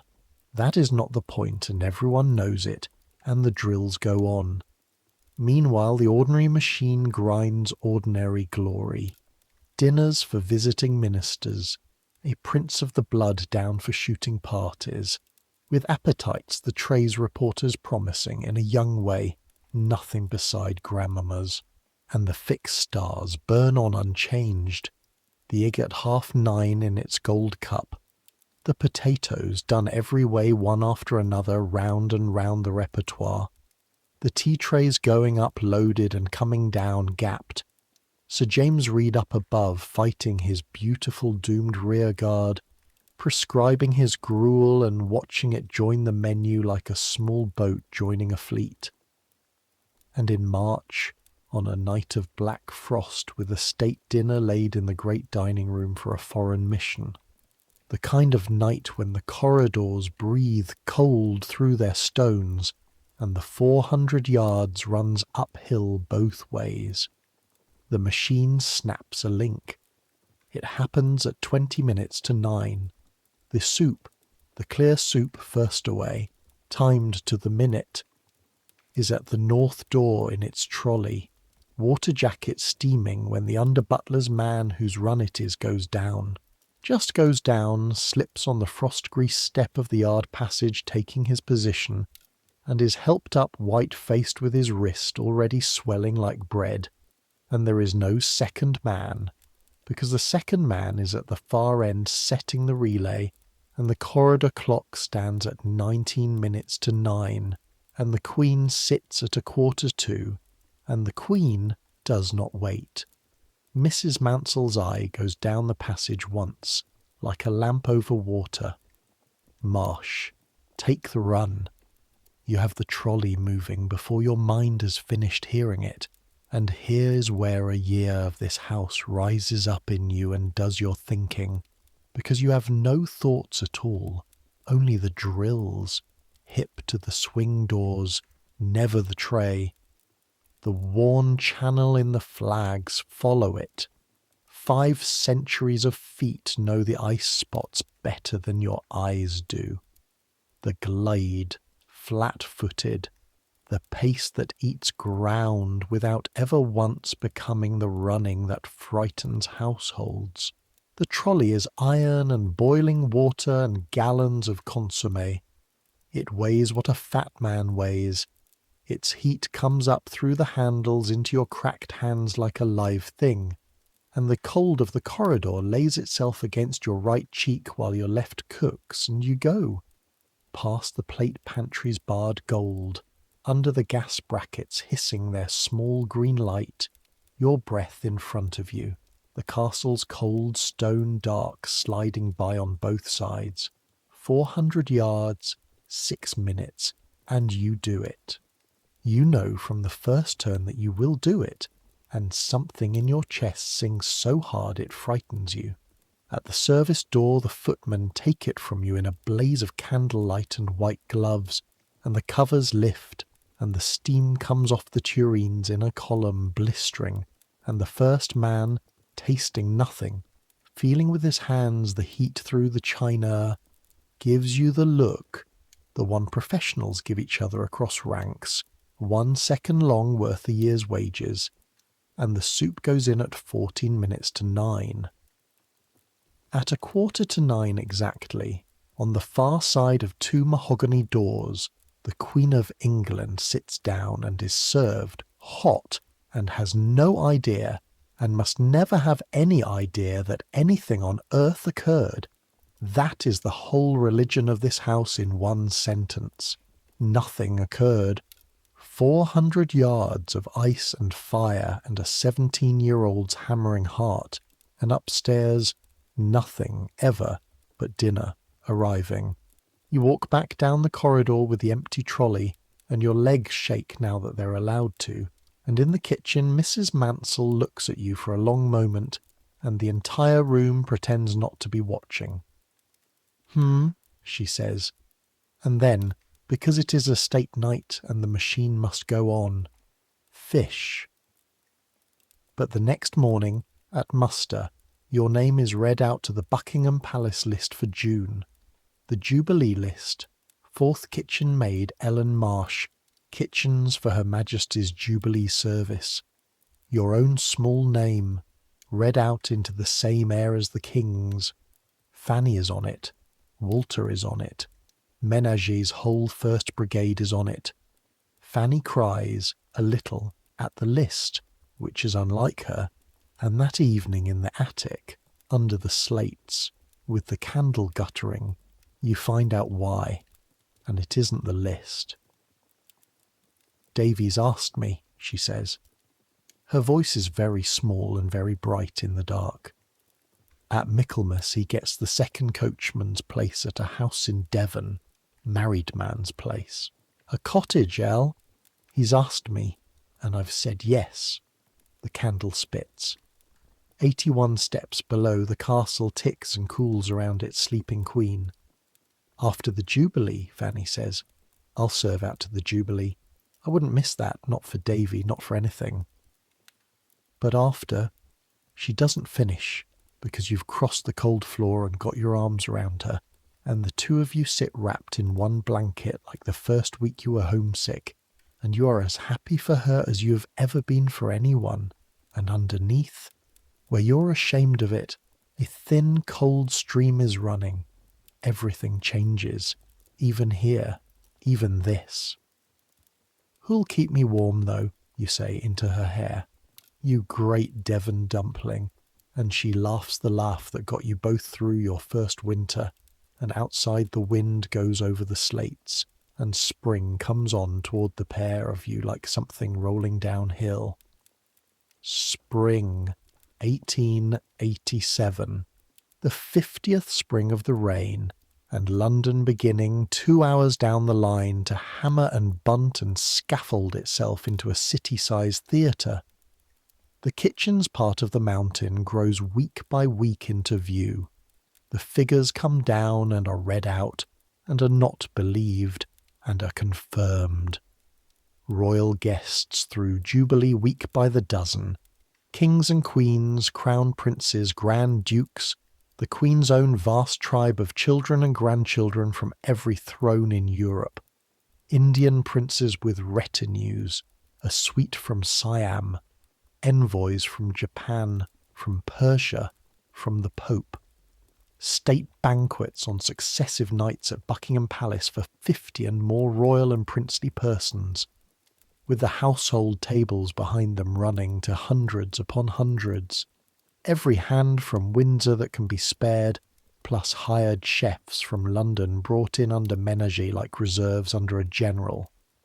In the 3rd week of May, you go up to town with the advance party, and the Buckingham Palace kitchens swallow you. They are great vaulted rooms, older in feeling than you expected, and in Jubilee May they are being run like a dockyard before a launch. You've never seen so many cooks in one place. Nobody in England has. The roasting screens stand in ranks. The stock pots you could bathe a calf in, go onto their fires on the 20th of May and will not come off, night or day, till July. There is a boy whose entire post is skimming. The confectionery is a locked country running on its own clock, from which emerge for approval sugar palaces, a spun sugar model of the imperial crown, baskets of pulled sugar roses, and pièces montées in the old grand manner that make Walter stand in doorways with his mouth open until he is moved along by traffic. And through it all goes Ménager with his little spoon, unhurried, unhurryable, tasting his way down the ranks like an admiral walking his fleet, and where he passes, the din drops by a third, and the standard rises by more. One afternoon he stops at your table, yours, where you're turning out glazed carrots by the 100, cut to the length of your thumb's top joint, everyone, because that is the length the drawing specifies. He takes one, considers it, looks at you for the first time in 2 years of service. Encore, he says, and moves on. Again, more. It is the whole Jubilee in one word, and for the rest of your life, in any kitchen, in any June, you will hear it. The days shorten toward the mountain now, and the pace comes up like a tide, and each night you climb to the borrowed attic you share with Fanny and 2 Windsor stillroom girls, and sleep like something felled. And on the evening of the 20th of June, 1887, 50 years to the very day since a girl of 18 was woken at Kensington to be told she was queen, the mountain arrives. They will write afterward, in the court record and the newspapers of the whole world, what that dinner was. You are about to see what it cost. Take a breath. The bells of London are ringing. It begins. The kitchen's 20th of June begins at 4 in the morning and does not so much dawn as detonate, quietly, on schedule, fire by fire. By 6, every stove in those vaulted rooms is alight, and the heat is a wall you walk into and then live inside. By 8, the meats are turning before the screens in ranks, and the sound, you will try to describe the sound in Norfolk for years, the sound is one single roar made of 100 small ones. Fat and steam and steel and French and English, and the sea noise of the stock pots, all fused, so that people a yard apart lean and shout and mostly read lips. The Queen has come up from Windsor at midday. The guns in the parks tell you, thudding through the kitchen walls into the stock pots which shiver. All afternoon the far country above sends down its tremors, the palace filling with kings the way an ordinary house fills with cousins. The page's grapevine, running as ever on backstairs time, delivers them to the kitchen by name as they arrive, and the kitchen, basting and boning, receives each name with the same magnificent indifference. The King of the Belgians, the King of Saxony, the King of the Hellenes, the King of Denmark, the Crown Prince of Prussia, in white, they say, like a paladin, Princes of India in silk and emeralds, 50 crowned and princely heads to dine at one table at one time, and Mr. Ferry, 60 years old, in his best livery, pausing at the kitchen door on his way up to his post, surveys the roaring room that will feed them, and delivers the dispatch of his career, deadpan to the air. 50 of 'em tonight, and I've seen the placement. Our missus in the middle, Denmark one side, Greece on t'other. A beat, dust settling, his face a locked cabinet with the ghost of a key in it. Kings to the right of her, kings to the left of her, and every man jack of 'em about to learn what the gentleman of this household learned 30 years back. Which is what, Mr. Ferry? Walter, who cannot help himself even tonight. Eat fast, majesties. And up he goes. What follows from 7:30 is the 2 most compressed hours of your existence. The banquet is in the grand gallery of state. The tables above are gold from end to end. The great service out entire. The whole muster the plate pantry has been polishing since March. Candelabra like burning trees. The sugar crown blazing under gas. You know this the way the kitchen knows everything. In stolen half-second flashes through aligned doorways, in the reports of footmen, in the reflected light that comes down the service stair like weather from another planet. Your war is below, at the plating tables, where the brigade stands ranked under ménager for the service of a dinner in the grandest French manner.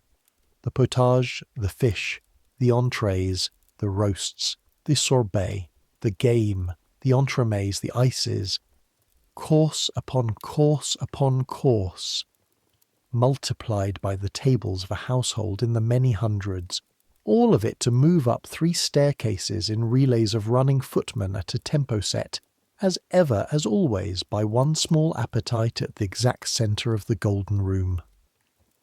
Your post, Mrs. Mansell's doing, you will realise later, when you have time to realise things, is the checking slab at the foot of the main service stair.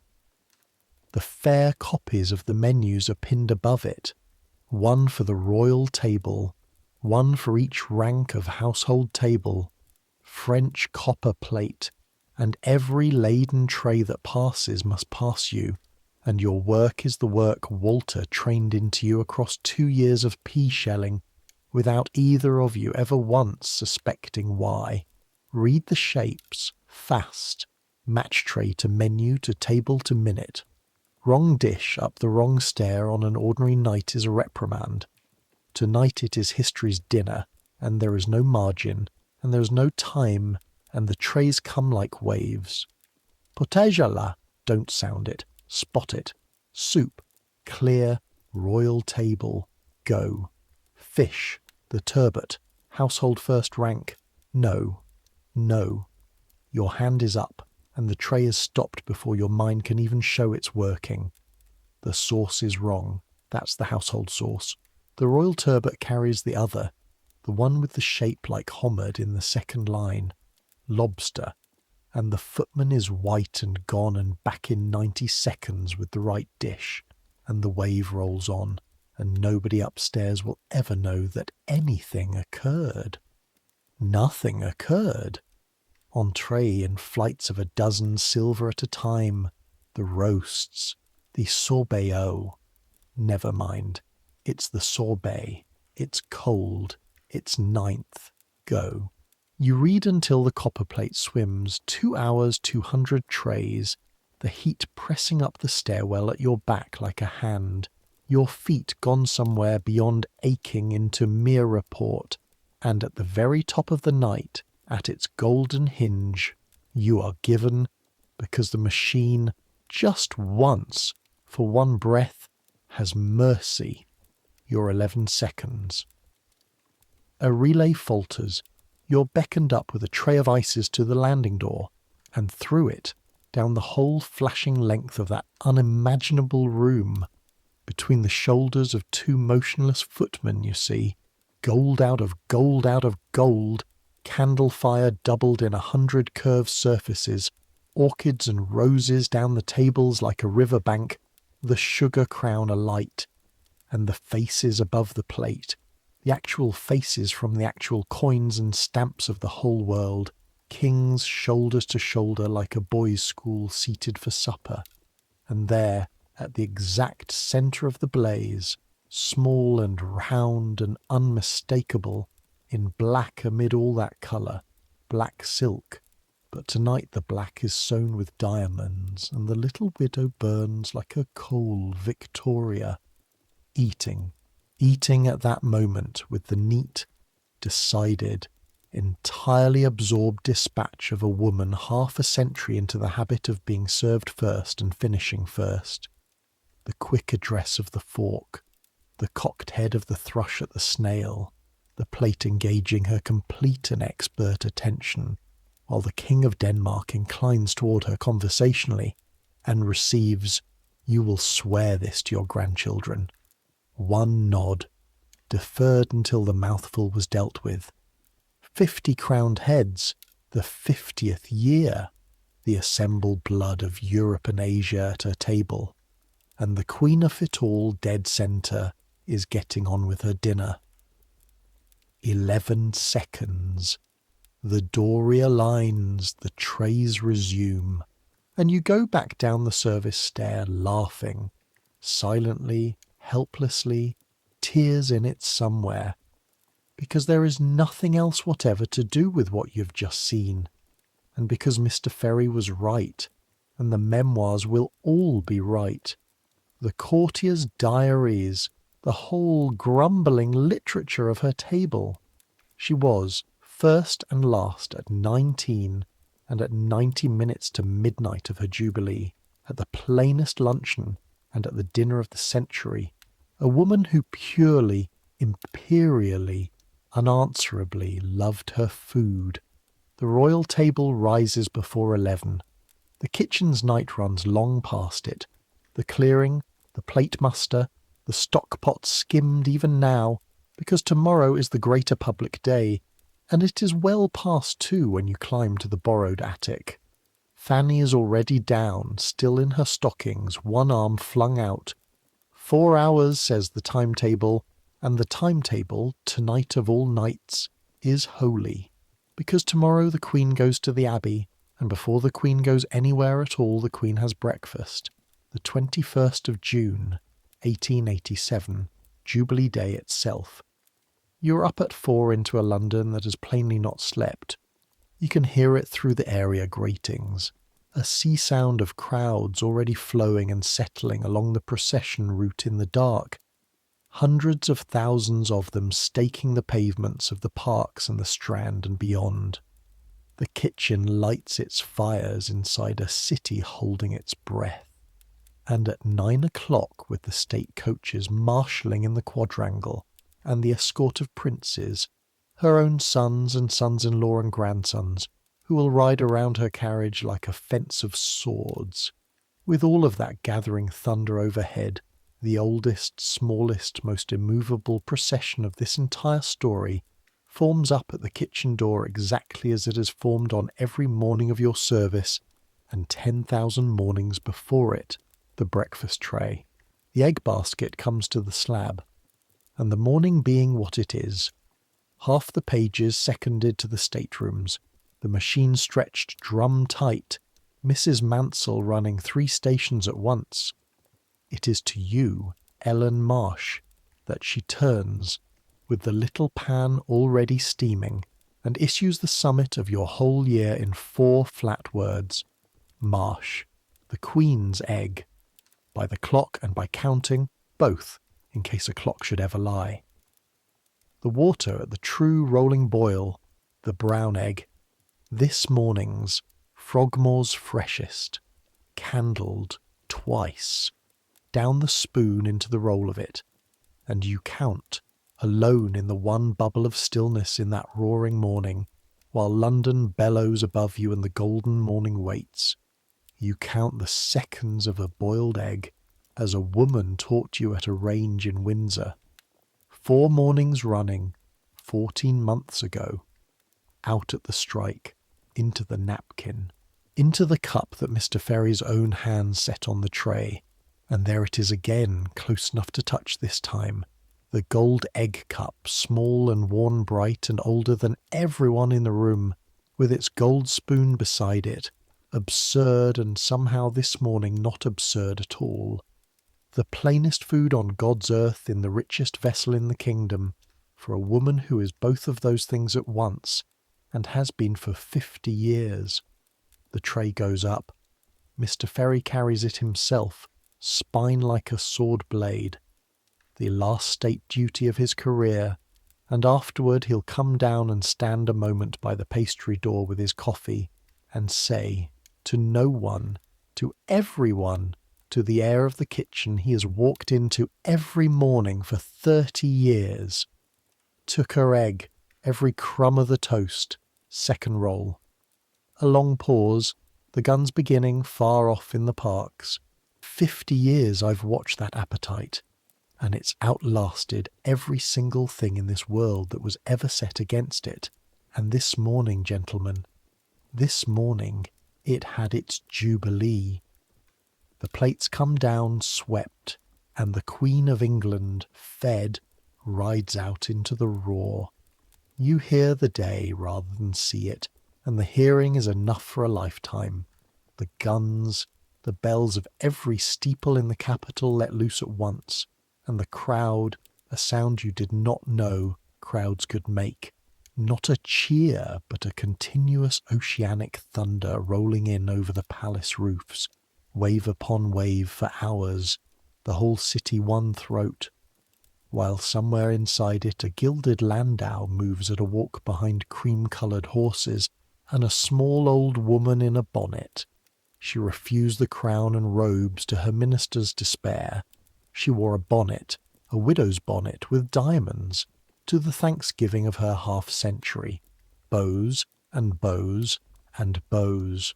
The kitchen listens for exactly as long as the kitchen can afford, which is moments. In the yard doorway, faces turned up to the noise like plants to sun. Then Mrs. Mansell's voice, flat and quiet and carrying, from the head of the stairs. That'll do. There's another 50 of 'em to dinner tonight. And the fires take you back. There is a second banquet that night, vaster in its lists if smaller in its legend, and a third night of dinners after that, and garden parties, and a children's fete in Hyde Park for 30,000 where the Queen drives down the ranks of them, and the kitchen serves it all, on its last reserves, like a ship's crew standing watches in a long gale.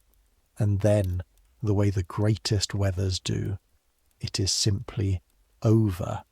The kings go home by tens with their sweets and their appetites. The scaffolding comes off London. The stock pots, on the 1st of July, come off their fires, and the silence where their sea noise had been is so loud that people keep looking up. What is left when the tide of the Jubilee pulls back is a beach littered with wonders, and the kitchen walks it slowly, blinking.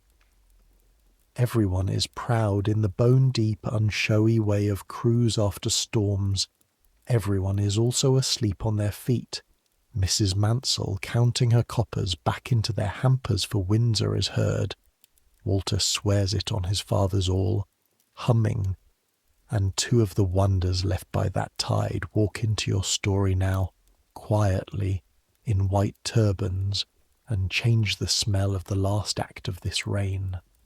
Among all the Jubilee's gifts, and the gifts-filled rooms, caskets, addresses, elephants' tusks, the homage of every city of the empire, there came from India, that June, 2 men, servants, the papers called them, sent to attend the Queen Empress in her Jubilee year, Mohammed Bouksh, round and smiling, and a tall grave young man of 24 called Abdul Karim.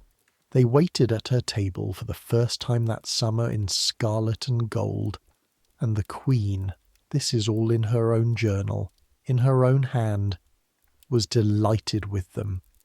More than delighted.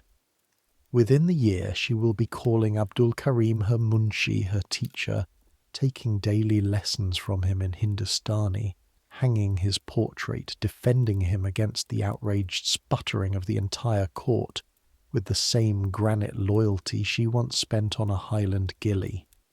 The household will hate him. Her children will hate him. It will do them precisely as much good as it ever did, which is none. You do not yet know, nobody in the kitchen yet knows, watching the two silent newcomers cross the yard, that you have just seen the last great friendship of her life walk in at the gate, nor what an ugly bonfire the court will make of it the very month she dies. Let them wait, those griefs. This is still the golden summer. What the kitchen knows, and knows within weeks, is what the munshi's coming means below stairs, because it arrives as all history arrives below stairs, as a change in the day's cooking. Curry enters the royal kitchen, not as a novelty, as an institution.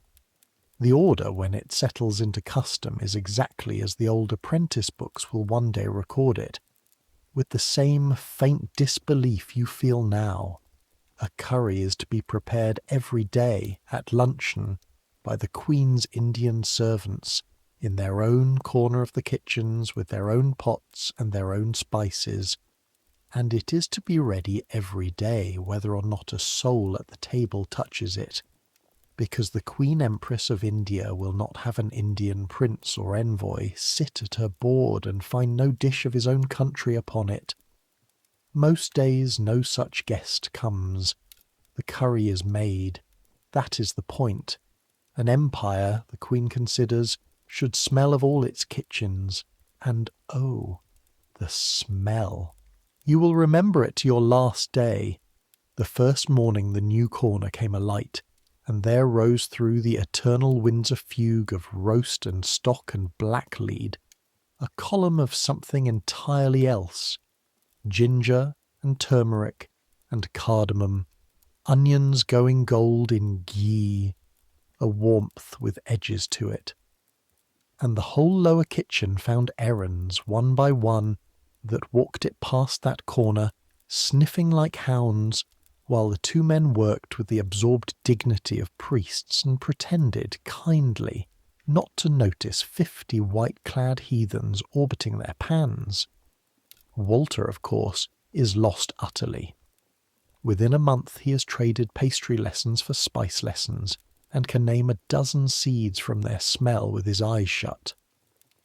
Ménager inspects the new corner exactly once, tastes from his little spoon, is silent a long professional moment, and pronounces with the full weight of France, "C'est cuisiné." It is cooked, which from Ménager is a treaty of mutual recognition between empires. Does she eat it, the Queen? The trays say, sometimes in her later years more than her court quite likes, and with her usual dispatch. But the daily curry was never really for eating, and the kitchen understands that better than the diarists upstairs ever will. It is for having. It is one more dish in the great pantry of that heart's strange hungers, like the gruel taken alongside the feast, like the whisky in the tea. Food not as fuel, but as loyalty, as memory, as company. You could write her whole life, Joseph will say to you before this year is out, in the dishes she would not give up. You begin this summer to believe him.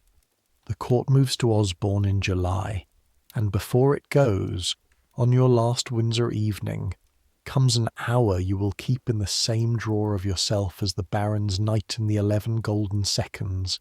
Joseph finds you.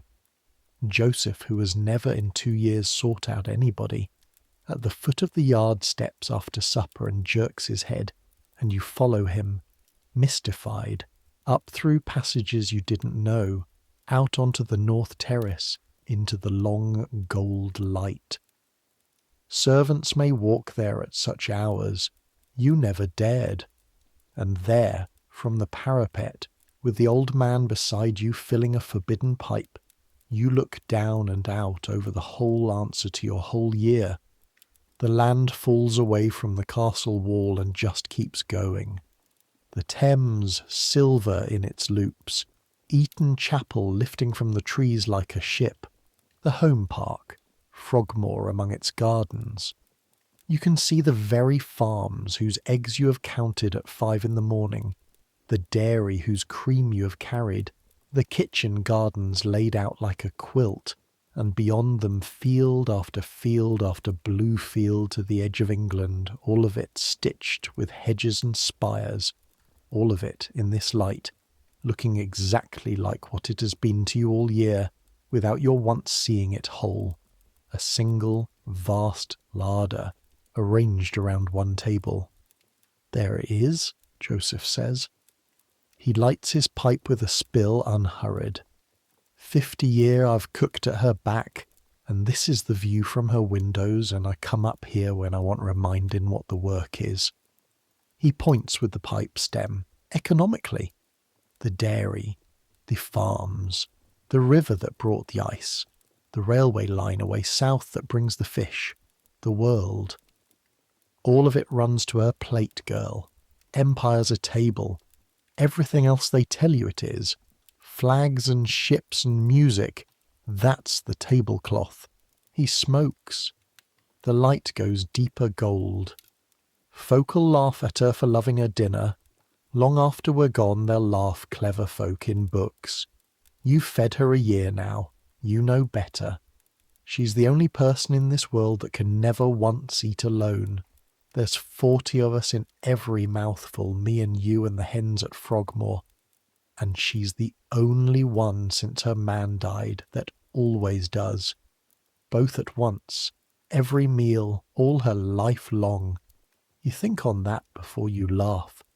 You stand and think on it while the sun goes down on the 50th summer of the rain, and the castle behind you begins to light its lamps, and somewhere below, in rooms you will never enter, a small old woman sits down, punctually, hungrily, faithfully, to dinner. She's the only person in the world who can never eat alone, and the only one who always does. You will carry that sentence out of royal service and into your own kitchen and down all the years, and hand it at last to your granddaughters, who will hand it in the end to a stranger like me. Now the goodbyes, because it is that season of the story. They come gently, the way this channel likes its partings, and they come at Osborne in the last deep gold of the summer. Fanny serves out her month by the sea, glowing like a lamp, teaching you her bread by force. You'll starve else, or marry a baker, and I won't have either. And on a bright, blowy morning in late August, the kitchen crowds the yard to see her off to Devon. Mrs. Mansell shakes her hand and gives her— the kitchen holds its breath. The little parcel that turns out to hold one of her own boning knives, worn to a leaf, which among the women of this trade is a dukedom. Fanny hugs you last and longest, wet-cheeked and laughing, smelling of soap and cinnamon, and says into your ear the only wisdom of her life you ever needed. Warm hands, warm bread, warm bed, the rest is gravy. Then the carrier's cart takes her down the drive and round the cedars, singing. You can hear her past the lodge, and the attic ceases that night to talk in its sleep, and you learn that a room can be too quiet to rest in for a while. Only for a while. Grief goes to the stomach. You bake her bread on your half-days now, and it rises every time. Walter's parting is a promotion. At Michaelmas Menager takes him formally into the brigade, apprenticed to sauces, the bottom rung of the ladder that has a toque at the top of it, and the evening it's announced, The bootmaker's son stands in the middle of the Osborne kitchen in his first proper whites, scarlet to the jug ears, while the whole room hammers the tables and looks across the din straight at you and mouths the word you both know is the whole of it: encore. And Mr. Ferry retires at the year's turn, knees first, the rest of him under protest, to a grace and favour cottage in the great park with his pension and his silences. On his last morning he drinks his coffee at the foot of the stairs from your hands as ever, and studies the cup a while. 30 years of trays, girl, he says to the coffee, to the passage, to the rain. And folk'll ask me in the park what she was like close to, and I'll tell them what I'll tell you. She was like her breakfast. Plain, punctual, gold all round the edges, and not one morning missed. He sets down the cup and straightens the coat of his livery for the 10,000th time, and manages, at the very last, the whole unsayable 30 years in 6 words. Feeding her was a good life. He goes up the corridor at the old glide, spine like a sword blade, and out of the story. One scene remains to you from that Osborne autumn. The last of the small treasures this year has been keeping back for you, and it is the smallest, and it is the one you'd keep if you could keep only one. A day in late September, with the summer gone brittle and the first proper sea wind combing white caps up the Solent. The Queen will take her tea out of doors regardless. The household sighs. The Queen does not observe the sighing. Away by the Swiss cottage at the far end of the grounds, where her children once played at gardening and shopkeeping, a place she goes when the anniversaries begin to gather toward winter. The baskets are ordered. You pack them, alone now and expert. Kettle, caddy, the cream in its ice flannel, the drop scones this time. The Balmoral griddle came south with the autumn baggage. The japanned boxes of the cakes, the muslin scrolls of bread and butter, and the squat bottle of Beggs seated in its straw. You carry the second basket down yourself, part of the little supply procession that reaches the pavilion ahead of the pony chair and vanishes as trained before it. But the wind is a kitchen wind that day, unruly. A cloth lifts and makes for the hedges, and so it happens that you're still there, pinning linen like a statue pretending very hard to be a hedge, when the pony chair comes round the walk early, and you see it. Closer than the garden tent, closer than the golden doorway. You see the whole liturgy, small and human and wind-blown, the page steadying the table, the old Queen in her black cloak and her plain bonnet, cheeks whipped pink as a farm-wife's, settling with the little grunt of the stout and elderly the whole world over. The tea poured, steam snatched sideways by the wind, and then, at a nod so slight and so certain that it is barely a movement at all, the squat bottle uncorked, and the measure, one, generous, tipped into the royal cup, gold rim and all. She drinks with both hands round the cup like a carter.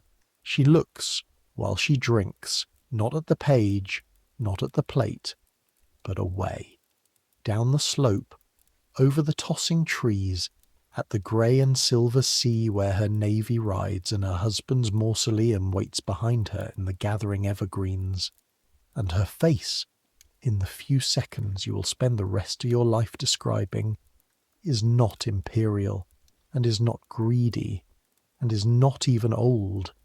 It is the face of a woman at a hillside picnic 30 years gone, in the rain, with a rude kind granite man handing her a fortified cup, and everyone she loved best still, for another little while, alive. Then she takes up a drop scorn, and eats it with complete attention, and holds out the cup for more. You get the linen pinned and go, unseen, or let us agree unseen. down the windy path with your heart as full as it has ever been. Whiskey in the tea, gruel beside the banquet, curry for guests who never come, potatoes done every way there is, cake at 5 and the gold spoon at 9 and the plates coming back swept for 60 years. The world upstairs will file it all under appetite, and the clever books will file it under excess. And here at the very bottom of the stairs, where the trays tell the truth, you have learned the kitchen's older word for it, and the word is remembering. She ate the way other widows keep letters. The court goes north, the year turns, and now, listener, let the seasons do what seasons do in this hour of the night. Let them speed up softly, like the wheel of the smoke-jack when the fire draws well. You serve 4 more years in the royal kitchens. 3rd kitchen maid within the 12-month. Fanny's own place. Fanny crowing by post from Devon. Then 2nd, sauces. Then the sweet entremet where the chocolate sponge that never wavered becomes, at the last, yours to make and hers to eat, an arrangement between 2 women who never once meet. The drills, the removes, the barons at Christmas. You stand 3 more baron watches with Joseph, and the 4th year, when his shoulder gives at last, he stands yours, handing you the basting spoon at 6 in the evening before the whole silent hearth crew, like a colour being trooped. You leave in the end, as the good stories leave, for a cook's place of your own in a Norfolk house, 11 miles from your mother's door, with Mrs. Mansell's testimonial in your box. 11 words. A cook. I do not say it of many. E. Mansell. And on your last morning at the foot of the kitchen stairs, that iron woman takes your face in her 2 floury hands exactly as your mother once did, says nothing whatever, and goes back to her fires. The Queen does not wait, and neither must the boat train. You cry from Windsor to Paddington, and then you stop, and then you begin. And the little world you leave keeps turning, and because it was a royal world, the record keeps it turning for us, in dates a channel can stand behind. Monsieur Ménager cooks for her to the very end of her reign, and then for the new king after her. The fastest fork in the kingdom is succeeded by the biggest banquets in Europe, and the great chef serves those too, and retires at last with his warrants and his legend. The general of a war fought entirely in courses. In 1898 there comes into his Windsor kitchen a Swiss boy of 16, an apprentice called Gabriel Tschumi, who will stand where you stood at those same fires, under that same lantern. And half a century on, an old man in a world of ration books. He will set it all down. The daily curry in its corner, the barons at Christmas, the chocolate sponges, the whole roaring cathedral of it. In a memoir the libraries keep to this day, so that the room you have walked through tonight is furnished, plank and pan, from the sworn recollection of a man who scrubbed it. Sir James Reed loses his long war with honour. He attends her to her last hour and closes her eyes, and his diaries, the dry Scottish diaries, where the beggar's food joined the menu and never once replaced it, sleep in his family's keeping for 100 years, until his granddaughter-in-law opens them to the world in the 1980s, and the politest lost campaign in medical history is a book at last. The Munshi Abdul Karim keeps his place at her fierce insistence to the very end, and within weeks of her death the court she overruled takes its revenge, burns his letters before his eyes, and sends him home to India, where he dies, still keeping some of her keepsakes, in 1909. His story too is books now. She would be glad, and she would say so at length in her journal. And the Queen dines. That is her ending, and it is the gentlest fact in this whole gentle story. The appetite that outlasted everything set against it kept her company nearly all the way. Into her 80s, her final year, her doctor fretting over a flagging appetite at last as once he fretted over its opposite. She's still ordering the boiled chicken, still faithful to the potatoes, still on her good days, equal to a little of the curry and a morsel of sponge. She fades at Osborne in the house of the green tent and the garden breakfasts, in the January of 1901, with her family about her and Reed at her side, and on the 22nd of that month, at 6:30 in the evening, 63 years and 7 months a queen, the longest reign and the greatest appetite in English history come, together quietly, to the end of the table. The kitchens of 3 castles went dark for her that night, fire by fire, and were lit again at 4:30 the next morning, because the household must eat, because the new king must eat, because that is what kitchens are. And Ellen Marsh is where I told you she would be at the very start, before we went down the stairs together. She is stitched out of all of them, the maids of the wages books, the pea-shellers and baron watchers and basket packers, whose names the record mostly never kept. Whoever they each were, they carried their year of gold trays out into cottage kitchens all over these islands, and taught their daughters the rolling boil and the flat-footed glide, and history closed over them like the sea over a wake. The plates they carried are in museums. The egg timings died with them. When you eat a boiled egg with a little care, you're quoting somebody like her, and neither of you will ever know it. The fires are banked now. Come away from the hearth. The story is nearly asleep. Go back one last time to the attic under the slates. Not any particular night. All of them, folded into one.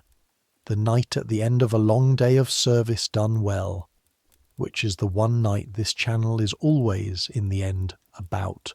81 steps, and your legs know everyone without counting now, and the candle throws your shadow huge up the turning stair. The little room under the roof, the washstand and the brown water, the bed still warm on one side from a friend, or waiting to be warmed. You unpin the cap. You unhook the print gown, and your fingers are clumsy with the good clumsiness of work finished, of nothing left undone, of a kitchen shut down properly behind you. Coppers hung, fires banked, floors drying in the dark, the egg basket ready by the slab for morning. Your hands ache. Let them ache. They've earned it. There is blacklead in the creases of them that will never quite come out, and a burn scar in the crescent of a trolley spout, and the beginnings of the flat, strong palms of Mrs. Mansell, of your mother, of every woman who ever fed people for her living, all the way back down the centuries to the first hearth in the first cold. Working hands. Warm hands. Fanny was right about the whole of it. Warm hands, warm bread, warm bed. The rest is gravy. Lie down. The straw ticking rustles and settles, and the blanket comes up rough and familiar under your chin, and the castle begins its nightly cooling all round you, tick by tick, stone by stone, 500 years of stone letting go of one more day's heat. And below you, far below, past the sleeping corridors, past the plate pantry with its gold dreaming behind 3 locks, the great kitchen rests in its banked red dark. The chains of the smoke-jack hang still. The great spit lies shrouded at the end of the hearth like a cannon between wars. The whole roaring cathedral of the day stands silent, and smells faintly forever of onions and sugar and smoke, and it is not empty. A kitchen like that is never empty. It is full of tomorrow, waiting quietly on the shelves. Tomorrow the fires will want lighting at 4:30. Tomorrow the eggs will come in from Frogmore, and the bells will ring at 9, and the potatoes will be done some new old way, and the trays will go up loaded and come down swept. Tomorrow the Queen will be hungry, and the Queen must never wait, and 50 pairs of hands will see that she doesn't. But that's tomorrow. Tonight there is only this, the warm bed, the cooling stone, the wind going over the slates, and you. You are fed properly, fed royally, on the broken meats of the grandest table on earth. You are warm under the roof of the strongest castle in the kingdom. You are safe, inside walls that have kept out everything the world has thrown at them since men wore chainmail. Fed enough, warm enough, safe enough. You have work and a place and people. A stern woman who said adequate and meant beloved. An old man who taught you fire. A friend singing somewhere in Devon over rising bread. That is more than most of the world has ever had, in any century you could name. That is enough. Say it the kitchen's way, plain, no garnish. It is enough. And the small old woman above you, in the great bed hung with too much history, she's sleeping too, or nearly, full of boiled chicken and potatoes and a little sponge, with a spoonful of gruel taken faithfully alongside doctor's orders, and perhaps, if the evening was cold, the taste of the hills still in the last cup. All her ghosts fed, all her rememberings done for the day. The most powerful person on earth, and the loneliest, and at this hour, in this one matter, exactly the same as you, the same as me, the same as every creature that ever curled up in the dark of this old planet. A body, warm and fed, giving itself up to sleep. Some things do not care who you are. Sleep is the oldest of them. Centuries will pass. The world you have walked through tonight will change past all recognition. The gas brackets will give way to wires, and the wires to things no page could dream. The empire that ran to her plate will fold itself up like a tablecloth and be put away. The trolleys will stop. The corridors will fill with tourists in soft shoes where the gliding footman went. But the great kitchen of Windsor Castle, hear this, because it is true, and it is the right last fact for tonight. The great kitchen is cooking still. This very evening, under that same high lantern where the snow came down on Joseph's 40th Christmas, the oldest working kitchen in England is feeding a royal household yet. Fire and steel and hurrying hands on the exact flagstones where you shelled 11 bushels of peas. 700 years, and dinner has never once failed to arrive, because people will still be hungry, still gather at tables, still boil the egg with a little care, and butter the bread, and keep the whiskey for remembering, and love their dinner with an old woman's unashamed and faithful love, still feed each other, day after day after day, which is the plainest work in the world and the kindest, and somebody has always had to love doing it, and somebody always has. Some things don't change. The hunger doesn't change. The feeding doesn't change. The rest is tablecloth, so let it come now. Let sleep take you the way it took Ellen Marsh in her attic under the slates, 81 steps above the banked and breathing fires, 140 years ago.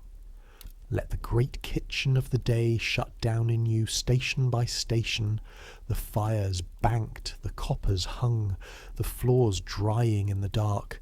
Let the bells go quiet on their coiled springs. Let the chains of the smoke jack hang still. Let the world fade, the way the corridor fades past the lamp.